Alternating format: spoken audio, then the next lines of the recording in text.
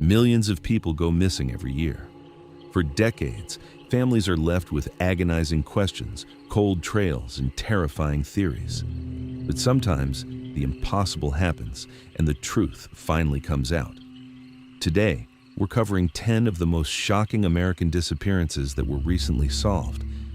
If you love deep mystery dives, please hit that subscribe button and give hype points. Now, let's get right into it.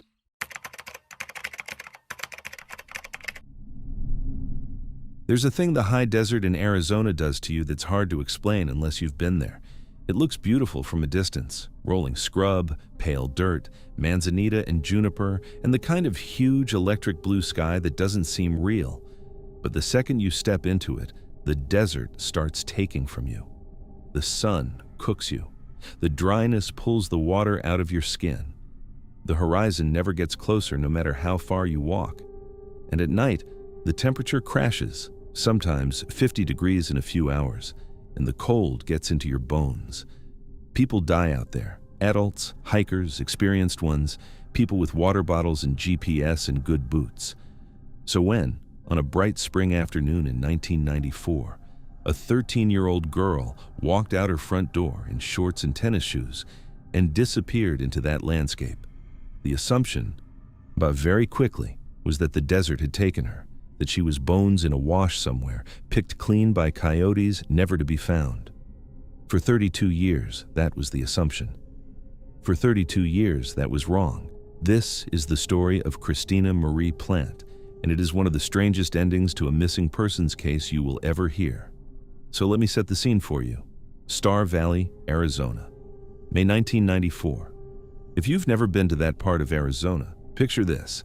You're up in the mountains east of Phoenix near the town of Payson in Gila County. It's elevated, it's rugged, it's the kind of place where the roads turn from pavement to dirt without warning, and the houses sit on big plots of land surrounded by pine, juniper, and scrub. People keep horses, people keep guns, people mostly keep to themselves. The weather in mid-May is gorgeous. Daytime highs in the low 80s, clear blue skies, the kind of dry, clean air that makes you breathe deeper. Mild nights around 50 degrees. It is, on paper, the perfect spring afternoon. But the vibe of Star Valley in 1994 is what matters. This was not a tourist town. This was rural, insular, quiet. The kind of place where everybody on the road waved at everybody else's pickup truck, where 13-year-olds rode their bikes alone for miles, where neighbors knew which barn belonged to which family.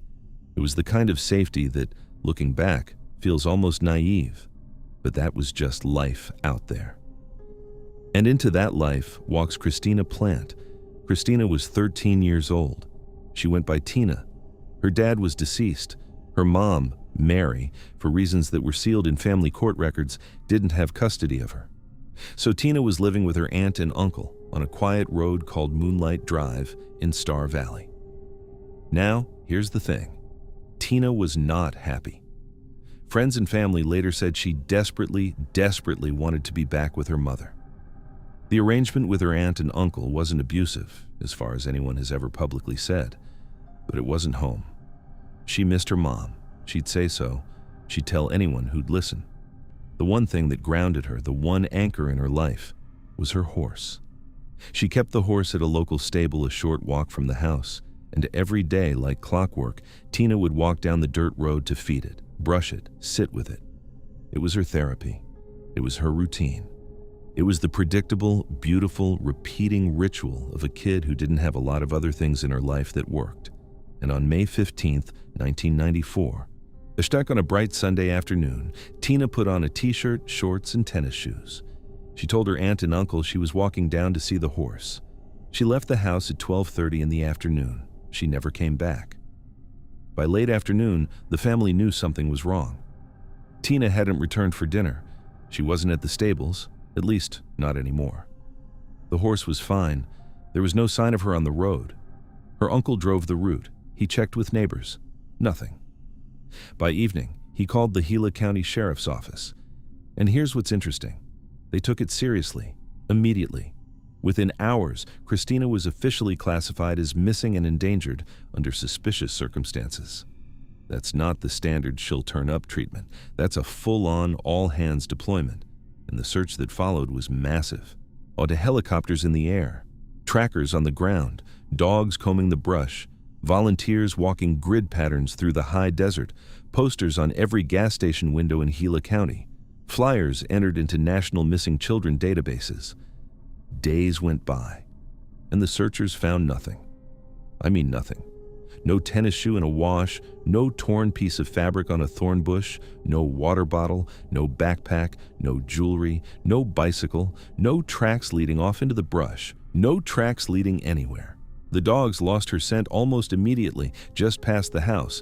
A 13-year-old girl walking a quarter-mile in broad daylight on a dusty road on a calm spring day had simply stopped existing. Now, this is where it gets strange. Because let's stop and think about what a missing scent actually means. If Tina had wandered off the path, if she'd gotten lost in the brush, if she'd had some kind of accident, fallen into a wash, broken an ankle, gotten dizzy from heat stroke, the dogs would have followed her. Tracking dogs are good at that. They're built for that.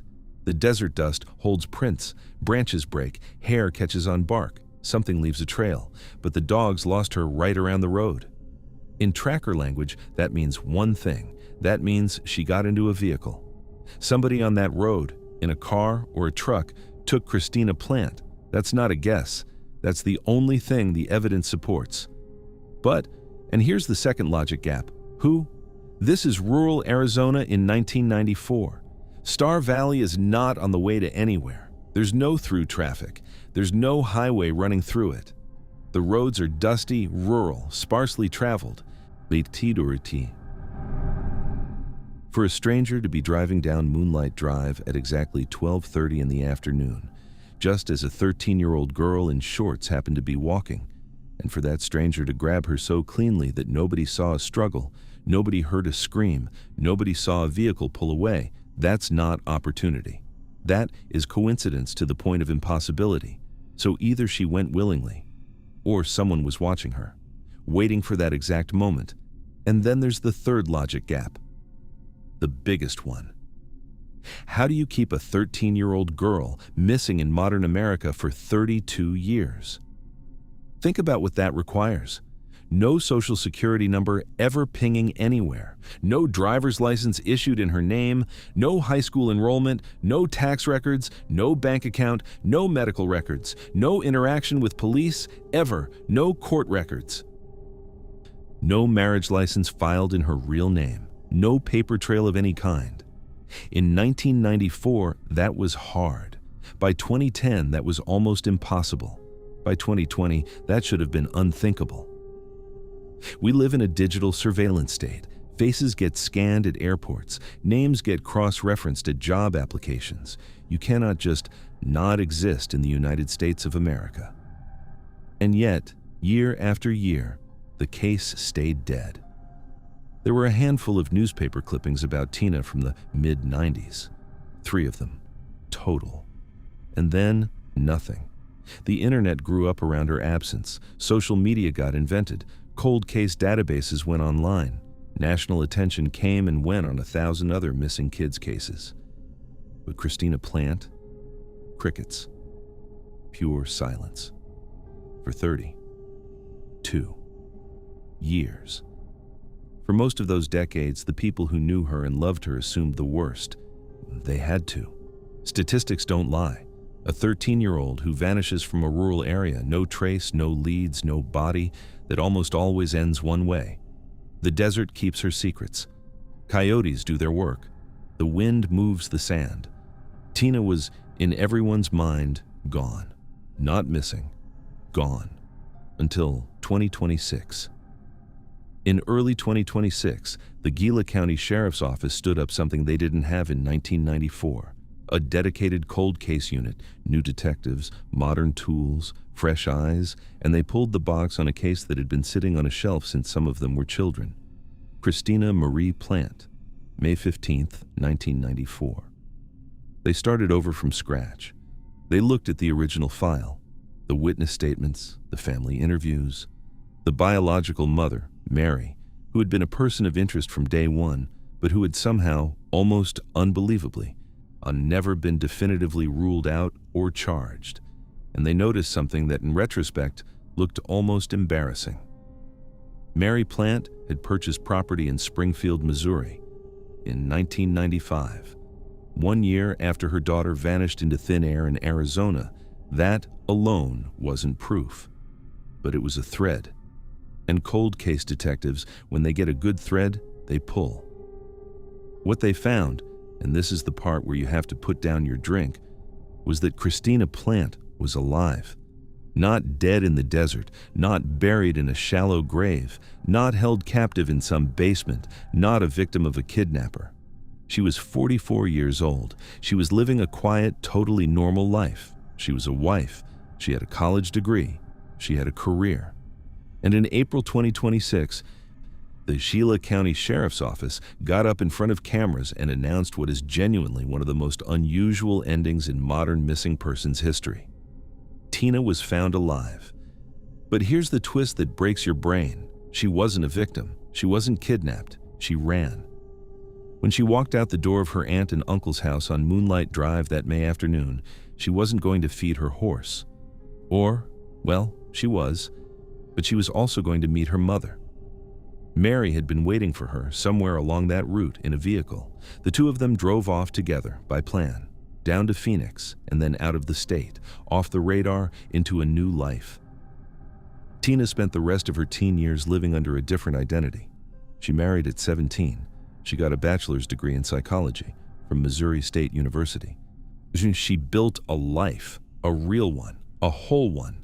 And here is the kicker. The thing that, when I read it the first time, I genuinely had to read again to make sure I wasn't seeing it wrong. Christina Marie Plante, the 13-year-old girl who successfully evaded local police, state police, federal authorities, helicopters, tracker dogs, FBI databases, and 32 years of investigative scrutiny, grew up to become a private investigator. Specifically, she works for a firm that investigates insurance fraud claims. I'll let you sit with that. The girl who pulled off the most successful disappearing act in the modern era pulled it off so well that an entire county thought she was dead in the desert for 3 decades, now investigates other people for trying to lie about who they are. You couldn't put that in a movie. A studio executive would tell you it was too on the nose. The case has been officially closed. No charges. Tina was 13 when she went missing. She was a runaway, a minor at the time. But the statute of limitations on anything that could have been charged is long, long gone. Her mother, Mary, was deceased by the time Christina was found. There's nobody left to prosecute. The family she left behind in Arizona, the aunt, the uncle, anyone who searched for her, anyone who grieved her, got the answer 32 years after they stopped expecting one. And the answer was, she chose this. Imagine being on the receiving end of that phone call. Hi, your niece you've been mourning since 1994 is alive, and she's been alive the whole time, and she lives a couple states away, and she's fine. She just didn't want to be found. Here's what gets me about this case. Almost every story I tell on this channel ends in the worst possible way. A body found, a killer convicted, a family destroyed. The mystery gets solved, but it solves in a direction that takes something from you when you hear it. But this one ends with a 44-year-old woman, alive and well, living her life, with a degree, with a career, with presumably kids of her own. It's not a happy ending. The aunt and uncle who raised her after her father died spent 32 years in a kind of grief most of us will never experience. The community that searched for her in the desert, the volunteers who walked grid patterns through the brush, the deputies who handled the case file, they all spent decades carrying a ghost. But it's an ending that reminds you of something the true crime genre tends to forget. Sometimes the missing aren't dead. Sometimes they're not buried. Sometimes they're just gone. Because they wanted to be gone. Because somewhere, on some bright spring afternoon, on some quiet rural road, they walked out the front door and chose a different life. And sometimes, against every law of probability, every statistic, everything the desert tries to teach you, they get away with it. Tina Plante got away with it for 32 years.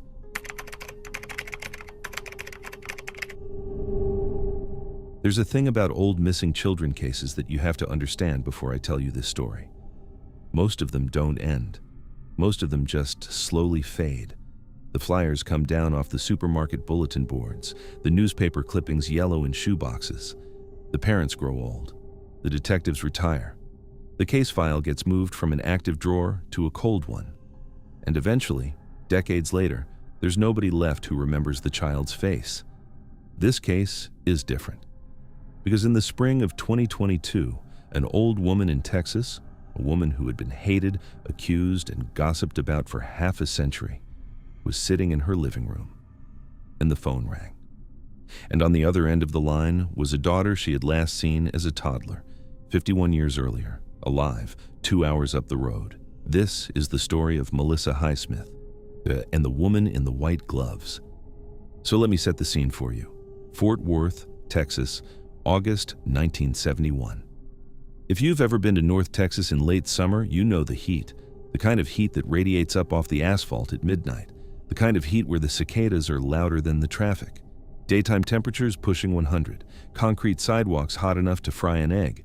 Air conditioning in working-class apartments was a window unit if you were lucky.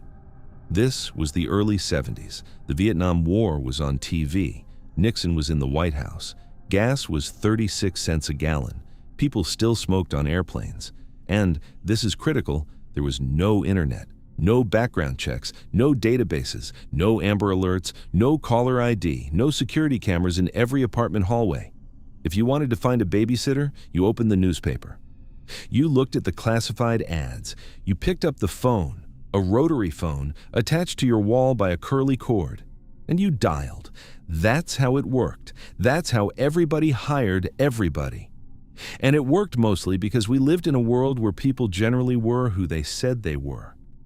Because the cost of pretending to be somebody else in 1971 was almost zero. And in this world, in this heat, in this Fort Worth apartment complex called Spanish Gate, lived a 22-year-old waitress named Alta Apentenko. Alta was young. She was tired. She was newly separated from her husband. She was working long, brutal shifts at a local diner trying to keep the lights on. And she had a 21-month-old daughter named Melissa. Melissa was a bright, easy baby. Big eyes, soft brown hair. The kind of toddler who lit up a room. She liked her bottle. She liked her stuffed animals. She liked being held. And Alta loved that little girl with everything she had. But love doesn't pay rent. Alta needed to work. And in the summer of 1971, she put a small classified ad in the Fort Worth paper, looking for a babysitter, reliable, affordable, in her area. The phone rang within days. The woman on the line sounded perfect, friendly, professional. She introduced herself as Ruth Johnson. She said she watched several children in her own home. She said she had a big yard. She said the kids would have playmates. Alta felt good about her, the way you do when somebody tells you exactly what you want to hear. They scheduled an in-person meeting at the diner where Alta worked, so Alta could meet her face-to-face before handing over her baby. Ruth Johnson didn't show up. Now, hold on a second. Let's stop right there. Because that should have been the alarm bell. A no-show on the meet and greet, especially when you're talking about somebody who's going to take care of an infant. That's the moment any of us would say, yeah, no, never mind, find somebody else. But Alta was 22, and exhausted, and broke, and living in a 1971 world where you assumed people were basically who they said they were. So when Ruth called back later, full of charming apologies, full of warmth, full of reassurances, Alta agreed to hire her sight unseen. Just over the phone, just on a voice and a promise. The plan was set. The next morning, Alta would be working an early shift at the diner. Ruth would come by the apartment, pick up the baby, take her home for the day. Alta's roommate would do the handoff. That morning was August 23rd, 1971. Around 7:30 a.m., there's a knock at the door of the Spanish Gate apartment. Alta's roommate opens it. Standing there is a woman. The roommate later described her in chillingly specific detail. The woman was, and this is the part that everybody who's ever heard this story remembers, impeccably well-dressed, like somebody going to a wedding, or maybe to church. In an era when a babysitter would normally show up in slacks and a t-shirt to wrangle a toddler all day, this woman was put together. And she was wearing white gloves. White gloves in Fort Worth in August, when the temperature outside was already climbing toward the high 90s. The roommate also said something else, something that has haunted this case for 50 years. She said the woman's face had unusually severe, almost masculine features. The roommate said, "And I want you to sit with this." She said the woman could have been a man in drag. The whole interaction took maybe a minute. The roommate handed over baby Melissa in a little pink dress and white sandals. She handed over a small bag with diapers in it. The woman in white gloves said, "I've come to pick up the baby." She took Melissa, walked out the door, and walked away into the morning. That was 7:35 a.m. That was the last time anyone in Melissa Highsmith's family would see her face for 51 years. When Alta got home from her shift that evening, the apartment was empty. Ruth Johnson hadn't called, hadn't come back, wasn't answering. Alta dialed the phone number Ruth had given her. Disconnected. She drove to the address Ruth had given her. The address didn't exist, just an empty lot, or a stranger's house. There was no Ruth Johnson. There never had been.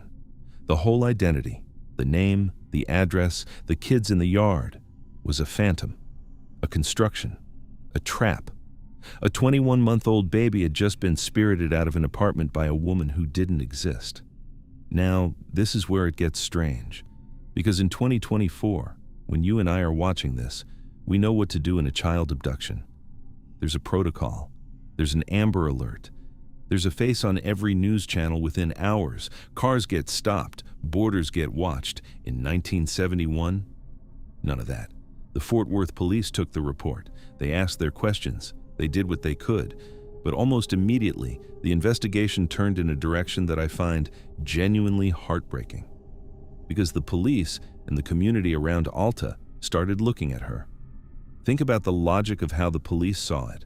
She, a 22-year-old recently separated single mother, working as a waitress, drowning financially, and one day, her baby just vanishes, taken by a phantom babysitter who doesn't exist on paper anywhere? To Fort Worth detectives in 1971, that didn't add up. To Fort Worth detectives in 1971, the simpler explanation was that Alta Apantenko had killed her own baby and invented this elaborate story about a glamorous lady in white gloves to cover it up. For the next 50 years, half a century, Alta carried that. The whispers from neighbors, the looks from strangers in the grocery store, the investigators who came back year after year asking the same accusatory questions. The community that quietly believed a young, broke, single mom had murdered her toddler and then lied about it. She lost her reputation. She lost her standing. And she lost her daughter. All in the same week. And here's what makes it almost unbearable. Alta and her ex-husband Jeffrey and the rest of Melissa's extended family never gave up. Not in the face of the rumors, not in the face of the police pressure, not in the face of 50 years of nothing. Every single year, on Melissa's birthday, the family threw a party. They baked a cake, they lit candles, they held space for a missing daughter, even when half their town was muttering that there was no daughter to find. That's the part of this story I think about a lot. The cake. Every year. For 5 decades. For a child everyone else assumed was dead. Now let's pause and talk about the woman in the white gloves. Because, and I want you to actually think about this, when you really dig into what she did, it gets so much more disturbing. The white gloves themselves. In hindsight, they're not a fashion choice. They are a forensic precaution. In an apartment doorway, in August, when nobody else in Texas is wearing gloves, this woman shows up wrapped in white cotton up to her wrists. She doesn't touch the doorknob with her skin. She doesn't touch the diaper bag with her skin. She doesn't leave a fingerprint anywhere in that apartment. That is premeditation. The fake name? Premeditation. The fake address? Premeditation. The disconnected phone number? Premeditation. This wasn't a crime of opportunity. This was an operation. Somebody, and we still genuinely don't know exactly who, sat down, planned a fake identity, planned a fake address, planned a fake phone, planned an outfit designed to hide forensic evidence, and then walked into Spanish Gate and walked out with a baby. And then think about everything that had to happen after. Because you can't just take a baby. You have to give her a fake birth certificate. You have to enroll her in school under a different name. You have to take her to doctors who will write down a different identity. You have to make this child function inside an entire society that runs on paperwork, and you have to do it without anyone ever going back and checking. For half a century. That is staggering. That is somebody who knew exactly how to disappear a person. Fast forward. November 2022. A clinical laboratory scientist named Lisa Jo Sheely, who was an amateur genealogist, had been quietly helping the Highsmith family for years. She'd suggested they upload their DNA, Alta's, Jeffrey's, Melissa's siblings, to consumer genealogy databases, 23andMe, Ancestry. And it just put it out there. Just leave a flag. For a long time, nothing came back. And then, in late 2022, a hit popped up on 23andMe.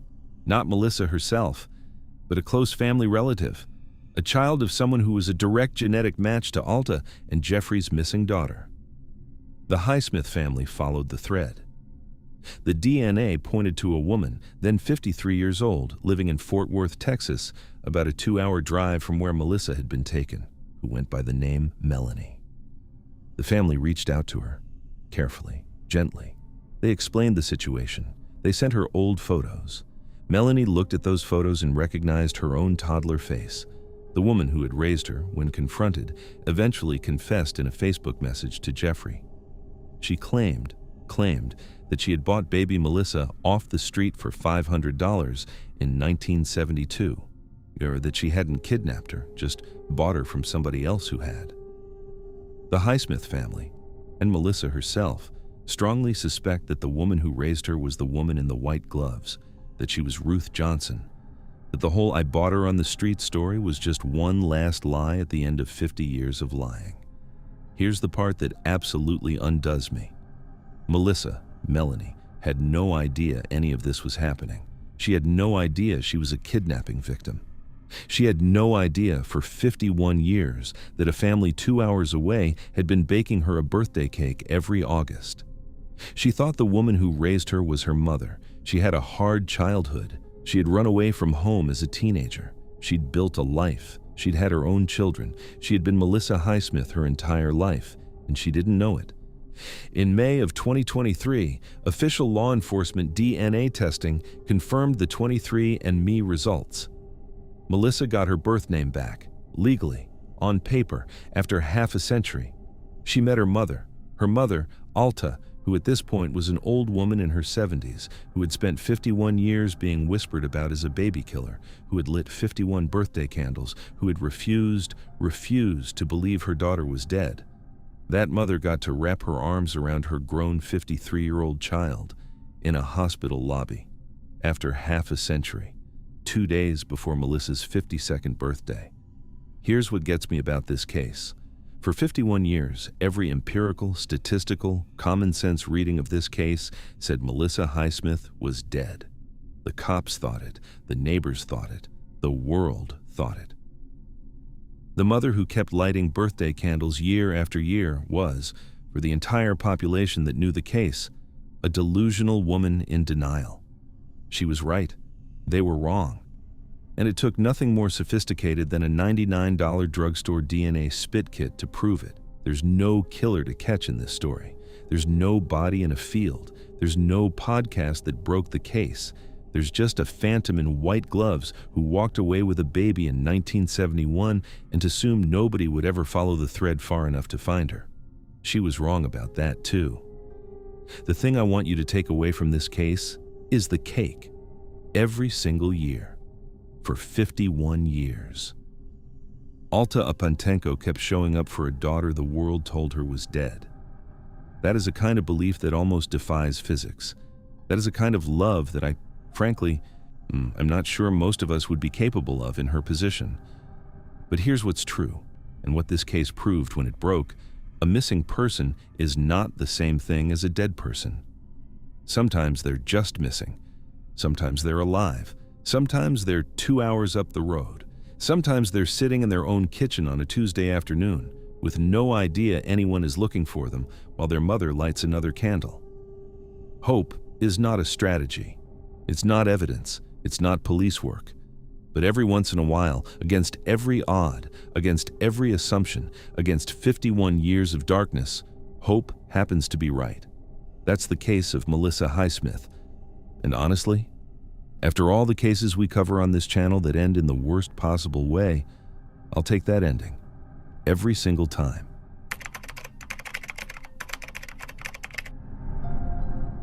There's a wedding video. I want you to picture it for a second.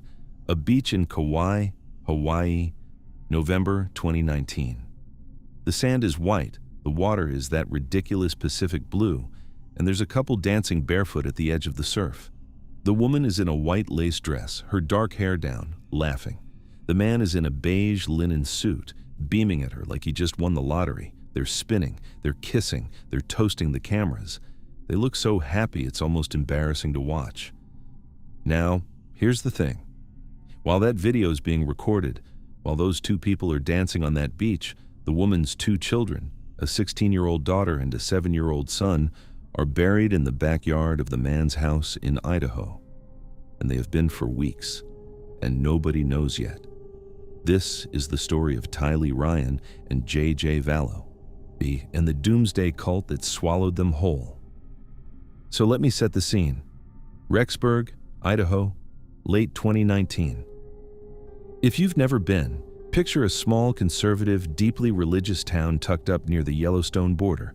Lots of churches, lots of farms, lots of families, mountains in the distance, the kind of place where everyone waves at you on the sidewalk, and the biggest news of the week is who got engaged at Brigham Young University. This is the kind of town people move to escape the chaos of the modern world, to raise their kids in safety, to live a quiet, faith-filled life. But by the fall of 2019, something is festering underneath all that wholesome small-town charm. Because a fringe, off-the-rails doomsday cult has quietly taken root. We're not talking mainstream religion here. We're talking about a tiny circle of believers who think the apocalypse is coming in July 2020. They believe in past lives. They believe in spirit possession. They believe that some people walking around, your neighbors, your co-workers, even your children, aren't really people anymore. They're zombies. Bodies that have been emptied of their original soul and are now hosting dark spirits. And right at the center of this little circle is a man named Chad Daybell. He's a self-published author. He writes apocalyptic novels. He runs a small religious publishing company. And by all outward appearances, he's a quiet, soft-spoken Idaho dad with a wife and 5 kids. And then there's the woman who's about to walk into his life like a freight train. Lori Vallow. Now let me tell you about Lori. Because you cannot understand this case without understanding her. Lori Vallow was beautiful, magnetic, charming. The kind of woman who could walk into a room and make everybody pay attention. She'd been married 5 times before she ever met Chad. She had 2 children, Tylee and JJ, that she absolutely doted on. In photos from earlier in their lives, she's hugging them, kissing them, posting about them on Facebook constantly. By every appearance, she was the perfect mom. Tylee Ryan was 16 years old. She was sharp, she was funny, she had this dry, sarcastic teenager humor that her family adored.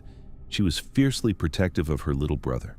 Wherever JJ went, Tylee went too, and JJ, Joshua Vallow, was 7 years old. He was Lori's adopted son. He had autism, he needed routine, structure, his medications, his service dog. And he was a bright, sweet, energetic little boy who lit up around the people he loved. His grandparents adored him. His extended family adored him. He had been thriving at a specialized school in Arizona that was tailored exactly for kids like him. Until Lori met Chad. And everything changed. Because here's where the cult logic kicks in. Lori starts telling people, very casually, that her own children have changed. That they're not really her kids anymore. That something has gotten into them. She tells one friend that Tylee has a dark spirit. She tells another friend that JJ, her sweet autistic 7-year-old, has turned into a zombie. that his original soul has been removed and now he's just a vessel for something evil. This is not metaphor. In Lori and Chad's belief system, these are literal designations. And they have a very specific solution for what to do with a zombie. You free the trapped soul by killing the body. So in the summer of 2019, things start happening fast and ugly. In July, Lori's then-husband, Charles Vallow, JJ's adoptive father, is shot and killed in Arizona. The shooter, Lori's own brother, a man named Alex Cox. Alex claims it was self-defense. The case is still open when, suddenly, Lori scoops up her kids and moves them from Arizona to Rexburg, Idaho. Right next door to Vallow-Daybell, whose wife is, at this point, still very much alive. In late August, Lori uproots Tylee and JJ completely. She pulls JJ out of his specialized Arizona school, away from his support system, away from his routine. She drags him to Idaho, into a small apartment, into chaos. On September 8, 2019, if the family takes a day trip to Yellowstone, Lori, her brother Alex, Tylee, and JJ. There's an iCloud photo from that day. Tylee is smiling in the park. It's the last confirmed image of her ever taken, anywhere. After that day, silence. Tylee just stops existing. No social media, no phone use, no school, nothing. About 2 weeks later, on September 23rd, JJ attends Kennedy Elementary School in Rexburg. It's a Monday. He plays, he learns, he goes home. That is the last time anyone outside that household ever sees JJ Vallow alive. The next day, Lori withdraws him from school. She tells administrators he's going to live with his grandmother in Louisiana. Now, hold on a second. Let's pause. Because that lie, that one casual lie to a school administrator, is where the whole thing starts to unravel. Just nobody realizes it yet.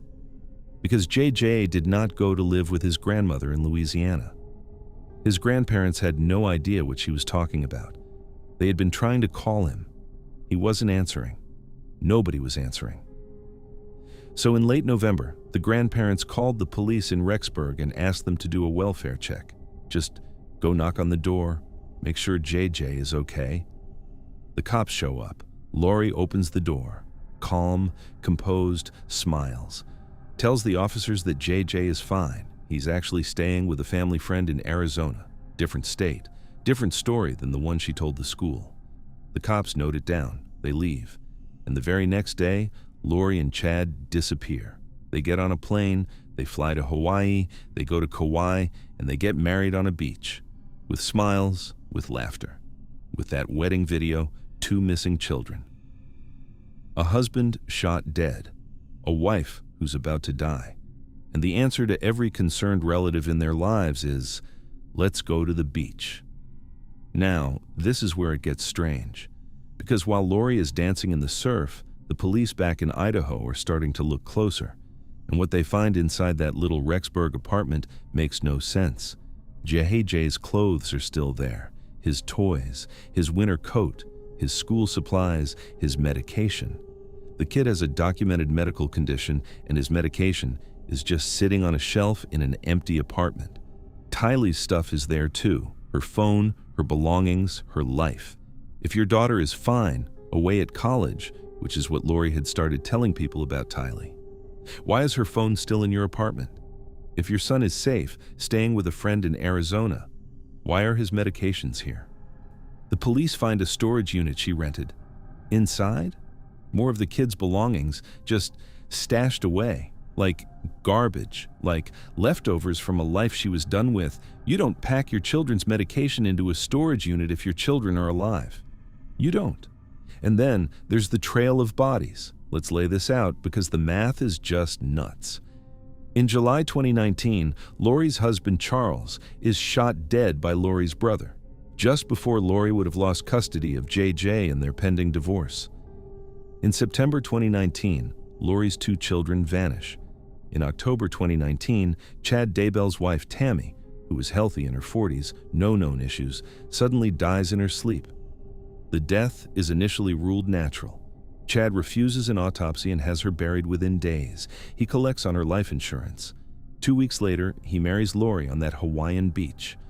In December 2019, Lori's brother Alex, the guy who shot Charles, the guy who was with the family on the Yellowstone trip, also drops dead. Suddenly, a blood clot. He's 51. Look at that timeline. Husband dead, kids missing, new husband's wife dead, brother dead, all within about 5 months. If this was just a normal custody dispute, the line Lori kept feeding the police, then explain the corpses. You can't. But here's the part that is genuinely the most disturbing piece of this whole story. The logic they used. Because Lori and Chad weren't just lying. They were operating on a belief system that gave them permission. In their twisted theology, Charles wasn't a person being murdered. He was a dark soul being released. Tammy wasn't a wife being killed. She was an obstacle in the way of celestial plans. JJ wasn't a 7-year-old boy with autism. He was a zombie, a soulless vessel, and the only mercy was to free what was trapped inside. It is the most cynical, evil thing you can imagine because it's not random. It's not impulsive. It's a framework designed to absolve them. They built a religion specifically engineered to let them get away with murder. And it almost worked. For months, the case played out in public. Lori and Chad refused to produce the children. A judge in Idaho literally ordered Lori to bring her kids in. She didn't. She was arrested in Hawaii in February 2020 for child abandonment, of all things. Still no kids, still no answers. Then, in June 2020, the police got their breakthrough. They had pulled cell phone data from Lori's dead brother, Alex Cox, and the data showed a strange spike in his location. A small, specific spot in Chad Daybell's backyard on a specific date in September 2019. Right after the kids disappeared. So they got a search warrant. They went to Chad's rural Idaho property. They started digging. And in the backyard, near where Chad kept a small pet cemetery, a place he'd buried family pets over the years, they found the children. JJ Vallow had been bound and asphyxiated. The medical examiner found defensive scratches on his neck. He had tried, with everything he had, to fight the bag off. Tylee was found nearby. Her remains were subjected to extreme desecration before being buried. The medical examiner received what was left of her in 3 separate evidence bags. Chad Daybell had been mowing the lawn over their graves all spring. The trials came later.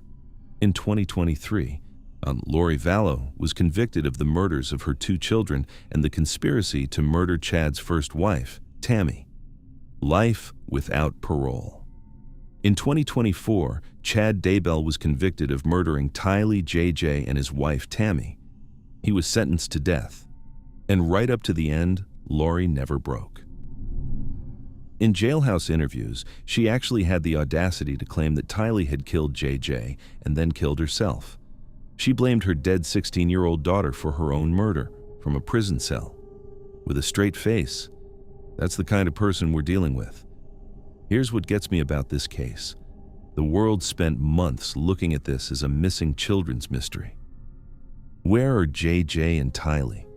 Where did Mom hide them? Will they be found alive? But that was never the real story. The real story was happening in living rooms and Zoom prayer circles months earlier.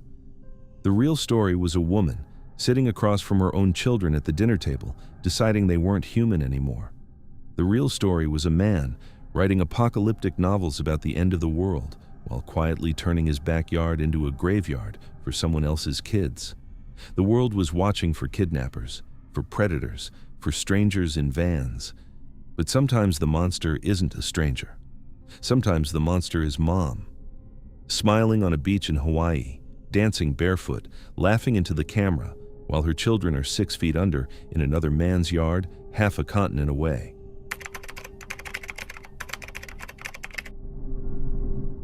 There's a stretch of road on Long Island that doesn't make any sense. It's called Ocean Parkway. On one side, you've got the Atlantic Ocean, the kind of beach you see on postcards, with seagulls and sand dunes and $10 million summer homes tucked away behind security gates. And on the other side, nothing. I mean, literally nothing. Just a wall of thorny, tangled, chest-high brush that goes on for miles. Razor grass, scrub pine, mud, the kind of dense, ugly thicket you'd never walk into. Not for a hike, not for a shortcut, not for anything. And for years, that nothing side of the highway was hiding something. A graveyard, a trophy room, a killer's collection. And the only reason we ever found out it was there is because of one terrified woman running barefoot in the dark, screaming into a 911 phone. And this is the story of Shannan Gilbert and the monster she accidentally exposed. So let me set the scene for you. It's the early hours of May 1st, 2010, Long Island. The temperature is hovering around 64 degrees. The sky is clear. The wind is nearly dead, barely 4 miles an hour. There's no storm, no drama in the weather, just stillness. The kind of pre-dawn quiet where you can hear your own footsteps on the pavement from a block away. And tucked into this quiet, there's a tiny, ultra-private gated community called Oak Beach. Maybe a few dozen homes, wooden walkways, picket fences, the kind of place where everybody knows each other's cars, the kind of place where strangers stick out.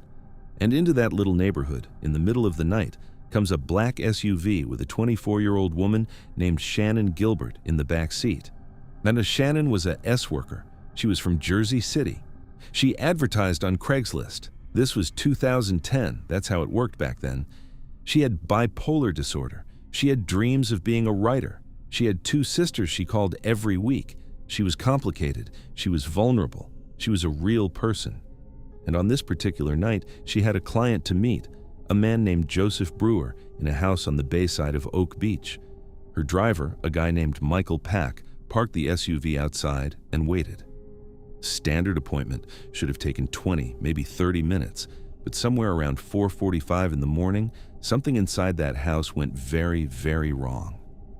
Now, this is where it gets strange, because we don't really know what happened inside that house.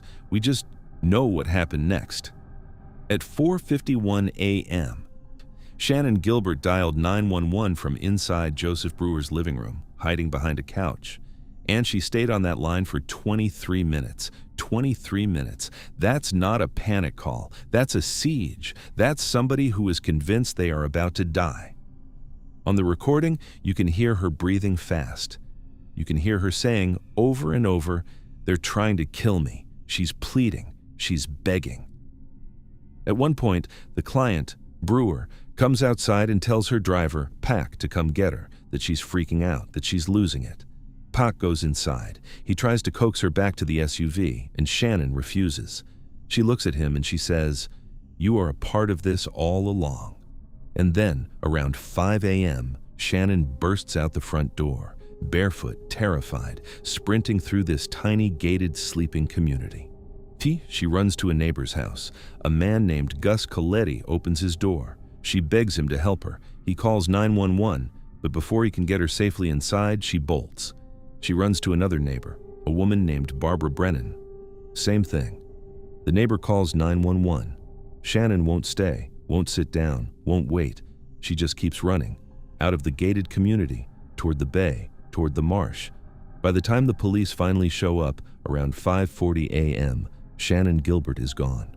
Her driver is gone. The neighborhood is quiet again. The whole thing, the screams, the 911 calls, the running, it lasted maybe an hour. And then, silence. Now think about that for a second. Really think about it. 2 different neighbors opened their doors to her in the middle of the night. They were offering her exactly what she was asking for. Safety, a phone, a locked door between her and whatever she was running from. But she wouldn't stay. She kept running. Why?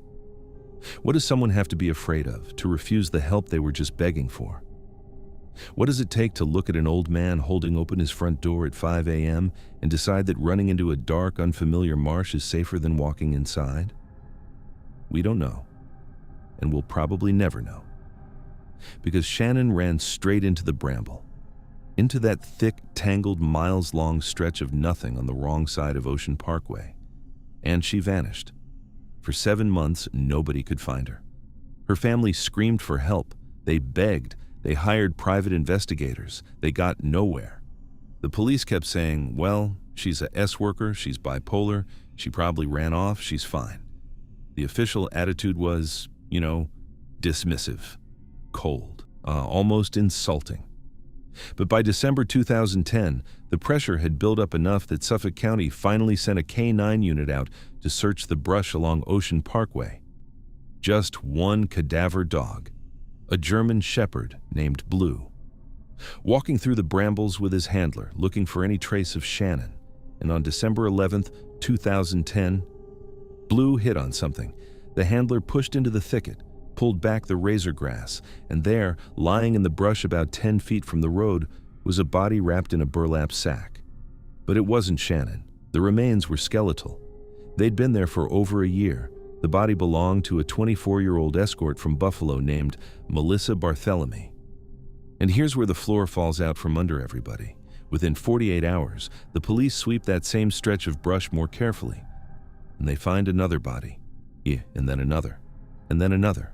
4 women, all S-workers, all petite, all advertising on Craigslist, all wrapped in burlap, all dumped within about a quarter mile of each other, spaced out at neat, almost surgical intervals along the highway. The press starts calling them the Gilgo Four, and the police, who had been called out there to look for one missing girl, are suddenly standing in the middle of a serial killer's graveyard. Hold on a second. Let's look at this again, because the math here is staggering. Think about the sheer terrifying coincidence. Police are searching for one specific missing woman. They send out one dog. The dog hits on a body that has nothing to do with that woman, and that one accidental hit pulls the thread on a string of murders that had been completely, entirely undetected for years. See, if Shannon Gilbert had not panicked, if Shannon Gilbert had not run, if Shannon Gilbert had stayed on that couch at Joseph Brewer's house, if she had walked back to that SUV with Michael Pack, the Long Island serial killer might still be out there, hunting, right now, today. Her last act on this earth, running screaming into the dark, exposed a monster who had been operating in plain sight for at least a decade. And once the police start looking at how this killer operated, things get even darker. Because this wasn't impulsive. This wasn't a guy who snapped one night and panicked. This was organized, methodical, almost professional. The burlap sacks weren't random. They were a specific kind of camouflage burlap, the kind hunters use to hide deer blinds. The bodies weren't dumped in a panic.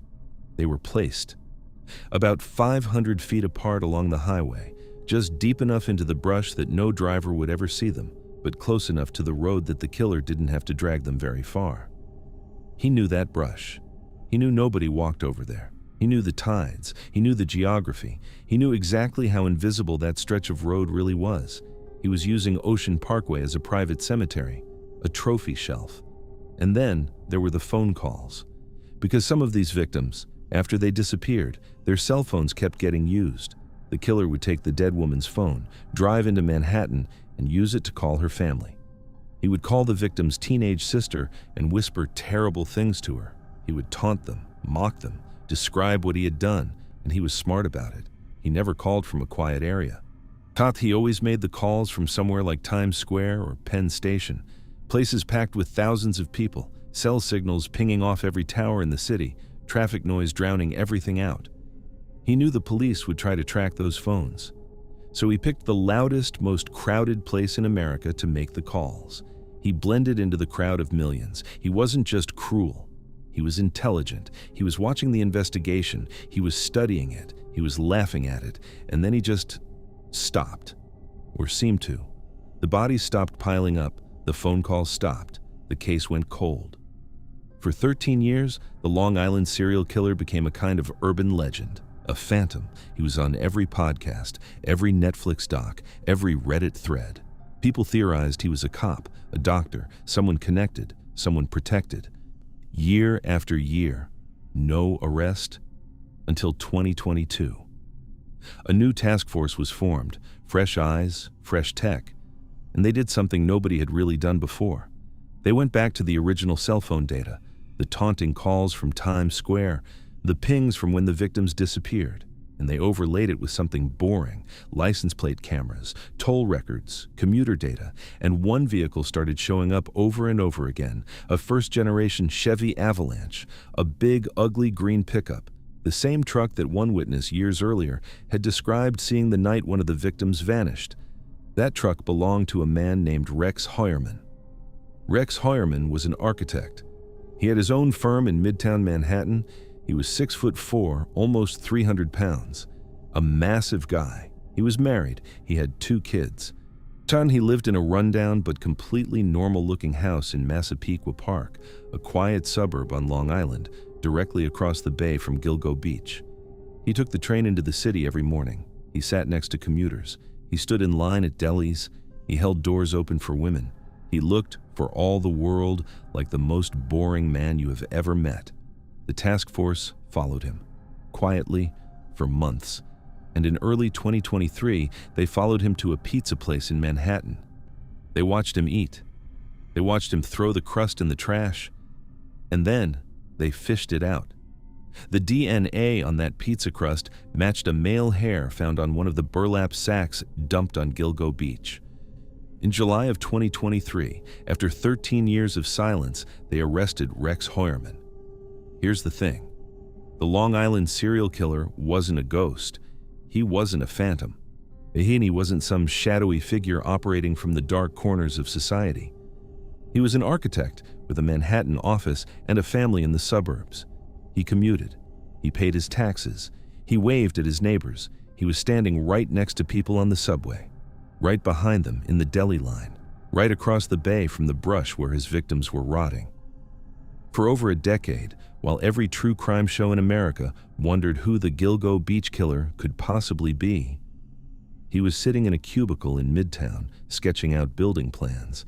And Shannan Gilbert, the woman whose terror, whose panic, whose final desperate run cracked the entire case wide open, her body was eventually found in December 2011, deeper in the marsh, about a mile from where the others were dumped.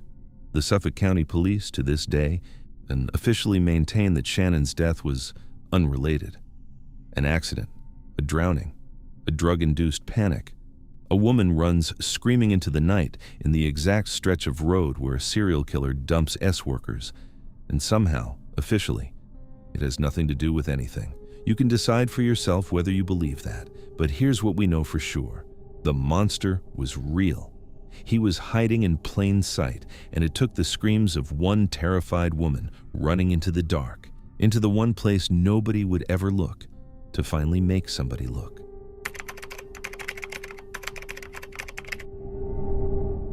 Picture this. You're standing in the middle of a town that was officially voted the most beautiful small town in America.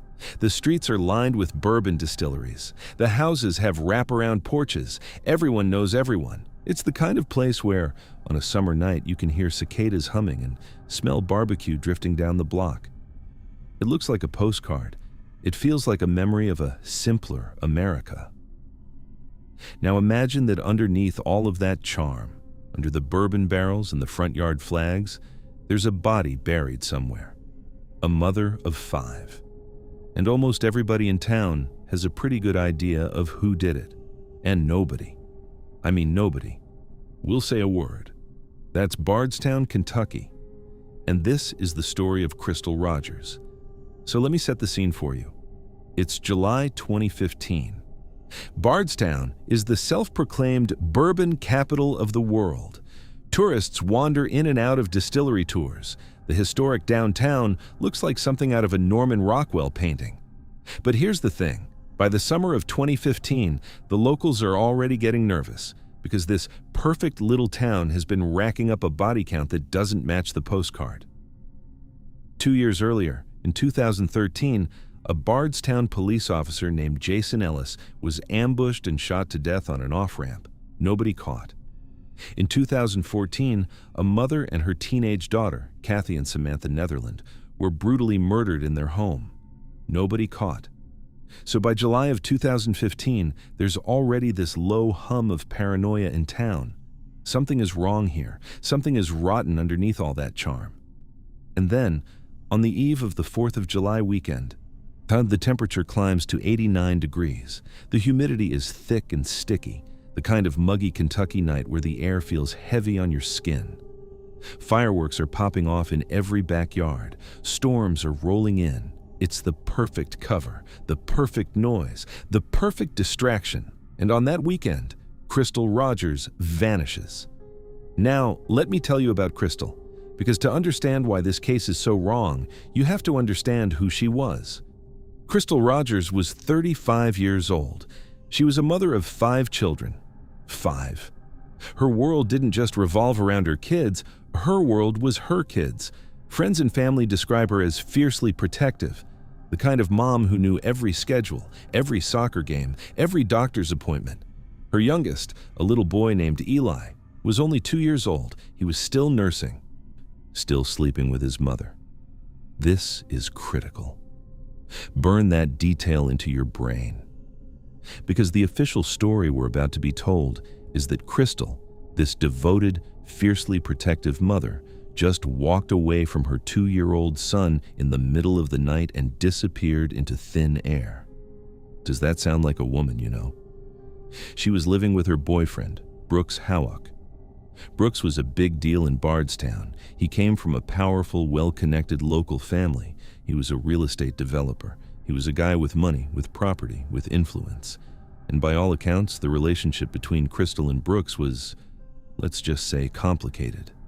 Friends said she was unhappy. Friends said she was thinking about leaving. Friends said she might have been finding things out about him that she wasn't supposed to know. So that's the setup. Beautiful town, devoted mother, wealthy, powerful boyfriend, and a long, hot, sticky weekend where the whole town is distracted by fireworks. Here's the timeline. On Friday, July 3rd, Crystal goes about her day. She's seen at the local Walmart. She drops off 2 of her older kids at her ex-husband's place. Totally normal. Totally Crystal. That evening, she and Brooks supposedly have a date night. According to Brooks, they drive out to his mother's 245-acre family farm to feed cattle. Then, they go home. Brooks says he went to bed around midnight. He says Crystal stayed up in the living room, playing games on her phone, with little Eli sleeping beside him. When Brooks wakes up the next morning, she's gone. Her car is gone. Her son is still in the bed, and his mother has just evaporated. That's his story. Now, or this is where it gets strange. Because Brooks doesn't call the police. He doesn't call Crystal's mother. He doesn't tell anyone. 2 full days go by, 2 days, and it's only on July 5th that Crystal's mother, Sherry Ballard, files the missing persons report because Crystal, who calls her mom every single day, hasn't called. And then, that same afternoon, the first physical clue surfaces. Crystal's maroon 2007 Chevy Impala is found sitting on the side of the Bluegrass Parkway, mile marker 14. The car has a flat tire. It's just parked there, like she pulled over, got out, and walked away into the Kentucky countryside. But hold on a second. Let's look at that car again.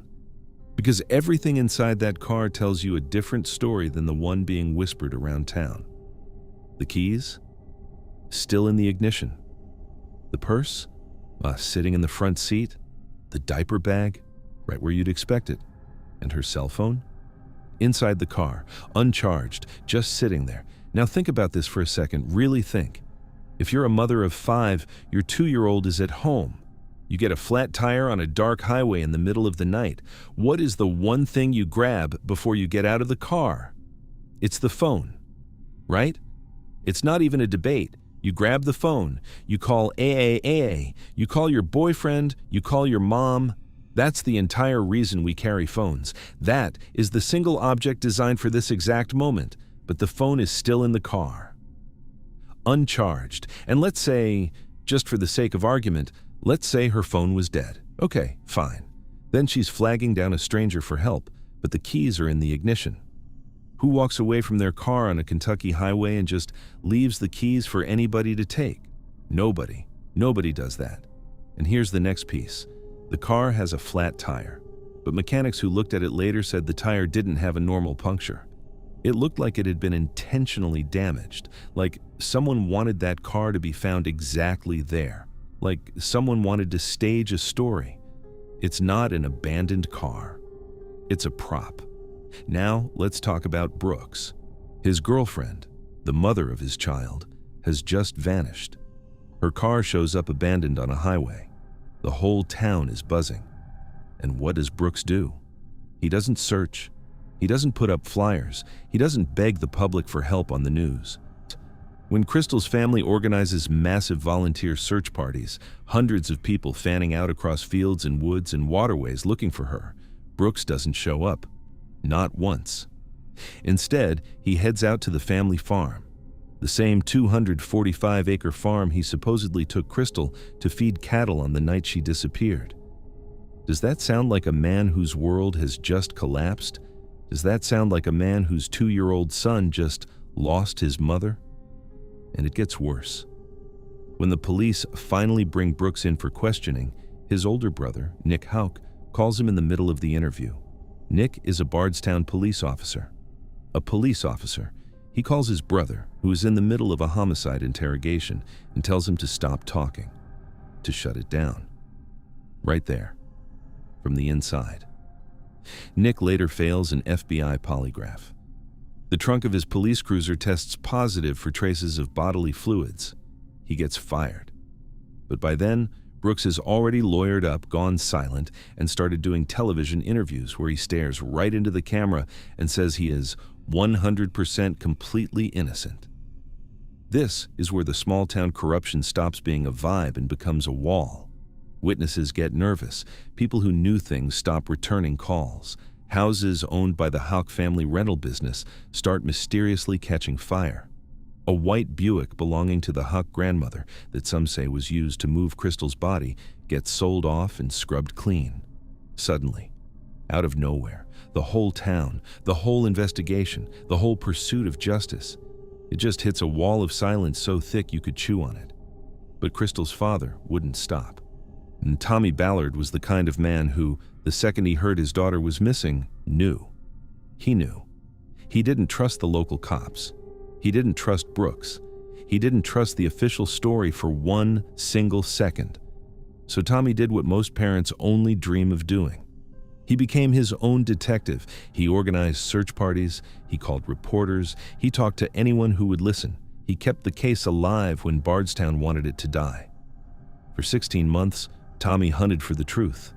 And then, on November 19, 2016, Tommy Ballard was on his own property, getting ready to go hunting with his grandson, standing in a field he'd walked 1,000 times, and someone, somewhere out in the trees, put a bullet straight through his chest, a single shot, a clean kill. The shooter, never seen, never identified, to this day. You don't assassinate a grieving father on his own land unless he was getting dangerously, terrifyingly close to something. You don't take that risk for nothing. Tommy was killed because Tommy was about to find his daughter. And after that, the town went quiet again, even quieter than before. For years, this case sat there, frozen, Crystal gone, Tommy gone, Brooks living his life, walking around Bardstown, smiling for the cameras. The Houck family business kept running. The whispers kept whispering. Nothing happened. Until the FBI moved in. In 2020, the federal government essentially elbowed the local authorities aside and took over. They started digging, literally. Excavations on the Houck family farm, subpoenas for financial records, pressure on every single person who had ever been in Brooks Houck's orbit. And slowly, the wall started to crack. In late 2023, a man named Joseph Lawson and his father, Stephen Lawson, were indicted. The feds had uncovered a $50,000 payment from Brooks Houck to the Lawsons, payment for moving Crystal's car and helping cover up the murder. The motive? Custody. Brooks didn't want to share his son with Crystal. Brooks wanted Eli, all of him. In July 2025, in a courtroom in Warren County, moved out of Bardstown because there was no way Brooks could ever get a fair jury in a town he half-owned. A jury deliberated for just 4 hours. 4 hours. After 10 years of silence and lies and assassinations and fires and intimidation, it took a jury 4 hours to decide. Guilty. Murder. Tampering with evidence. Life in prison. +5. But here's the thing. Crystal Rogers' body has never been found. Brooks Houck is in a cell. Joseph Lawson got 25 years. Stephen Lawson got 17. The legal case is closed. On paper, justice was served. But Crystal is still out there, somewhere, in a field maybe, in a foundation, in the woods, on a 245-acre farm where cattle still graze. Her 5 children still don't have a grave to visit. Her mother, Sherry, still can't bring her daughter home. Tommy Ballard is buried in a Bardstown cemetery without ever knowing where his little girl ended up. And the town? The town just keeps on going. The bourbon tours still run. The streets are still beautiful. The festivals still happen.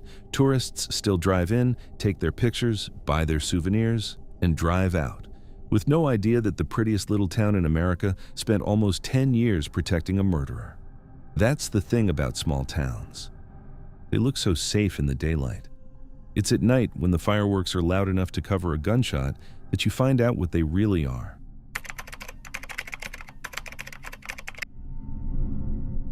There's a stretch of dirt road in St. Joseph, Minnesota.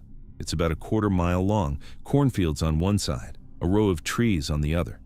If you drove down it today, in broad daylight, you wouldn't think anything of it. It's just a quiet, rural road in the middle of farm country, the kind of road where you'd let your dog ride with his head out the window. But on a cold October night in 1989, on that exact quarter-mile of road, the entire idea of childhood in America changed forever. This is the story of Jacob Wetterling, the story of an 11-year-old boy who got on his bike to rent a movie and never came home, and the story of how one masked man on one rural road taught millions of American parents to be afraid of the dark. So let me set the scene for you.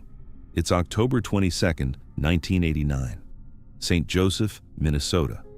Population, at the time, does about 3,000 people. It's the kind of small Midwestern town where the church steeple is the tallest thing on the skyline, where everybody waves at the postman, where the high school football scores get printed on the front page of the local paper. You have to understand what 1989 felt like, especially in a place like this. Kids rode bikes everywhere. They rode them to school. They rode them to the lake. They rode them down rural roads in the dark to rent VHS tapes from the convenience store. And nobody thought twice about it. Stranger danger was something they showed you in a black and white video at school assembly. It wasn't a real thing, not in St. Joseph, not in Minnesota, not in the world Jacob Wetterling lived in. The weather that night was crisp, the kind of early fall evening where the air bites a little when the sun goes down. Daytime had been pleasant. By 9 p.m., the temperature was dropping toward freezing. The moon was a thin sliver, a waning crescent, barely a fingernail of light. Out on those unlit country roads, once the sun was gone, the dark was complete. The kind of dark you don't really get in a city, where you can't see your own hand in front of your face. That's the dark Jacob Wetterling was about to ride into. Now, let me tell you about Jacob. Jacob was 11 years old. He had a freckled face and an easy smile. He was the second of 4 kids. His dad, Jerry, was a chiropractor. His mom, Patty, was a stay-at-home mom. They lived in a house on the edge of town, just down the road from the local Tom Thumb convenience store. And Jacob was, and I cannot stress this enough, a completely normal kid. He played hockey. He played football. He loved fishing. His favorite color was blue. His favorite dinner was steak. He had just gotten a trombone and he thought it was hilarious to call it the bone. He wanted to be a veterinarian when he grew up because he loved animals. His favorite song was a folk tune called Listen by Red Grammer. He had everything in front of him. That night was a Sunday. Jacob, his little brother Trevor, who was 10, and Jacob's best friend Aaron, also 11, all wanted to bike down to the Tom Thumb to rent a movie. The store was less than a mile away. The boys had done this trip 100 times. The parents said yes, of course they did. Why wouldn't they? The boys grabbed their bikes. They pedaled out into the cold. They got to the Tom Thumb. They rented a Disney movie. They bought some snacks. And around 9 p.m., they started the ride home. About a quarter mile from the Wetterling driveway, on that quiet dirt road with cornfields rustling in the dark, something stepped out of the shadows. A man. He was wearing a dark mask pulled over his head. He was carrying a revolver, and he was just standing there in the middle of the road, blocking the path. The boys hit their brakes. 3 little kids on bikes, in the absolute dark, in the middle of nowhere, staring at a masked man with a gun. And here's where it gets strange. He didn't shout. He didn't lunge. He spoke to them calmly, like he was reading instructions off a card. He told them to throw their bikes into the ditch on the side of the road. The boys, terrified, did it. But he told them to lie face down on the ground. They did it. Then he walked from one boy to the next, and he asked each of them how old they were.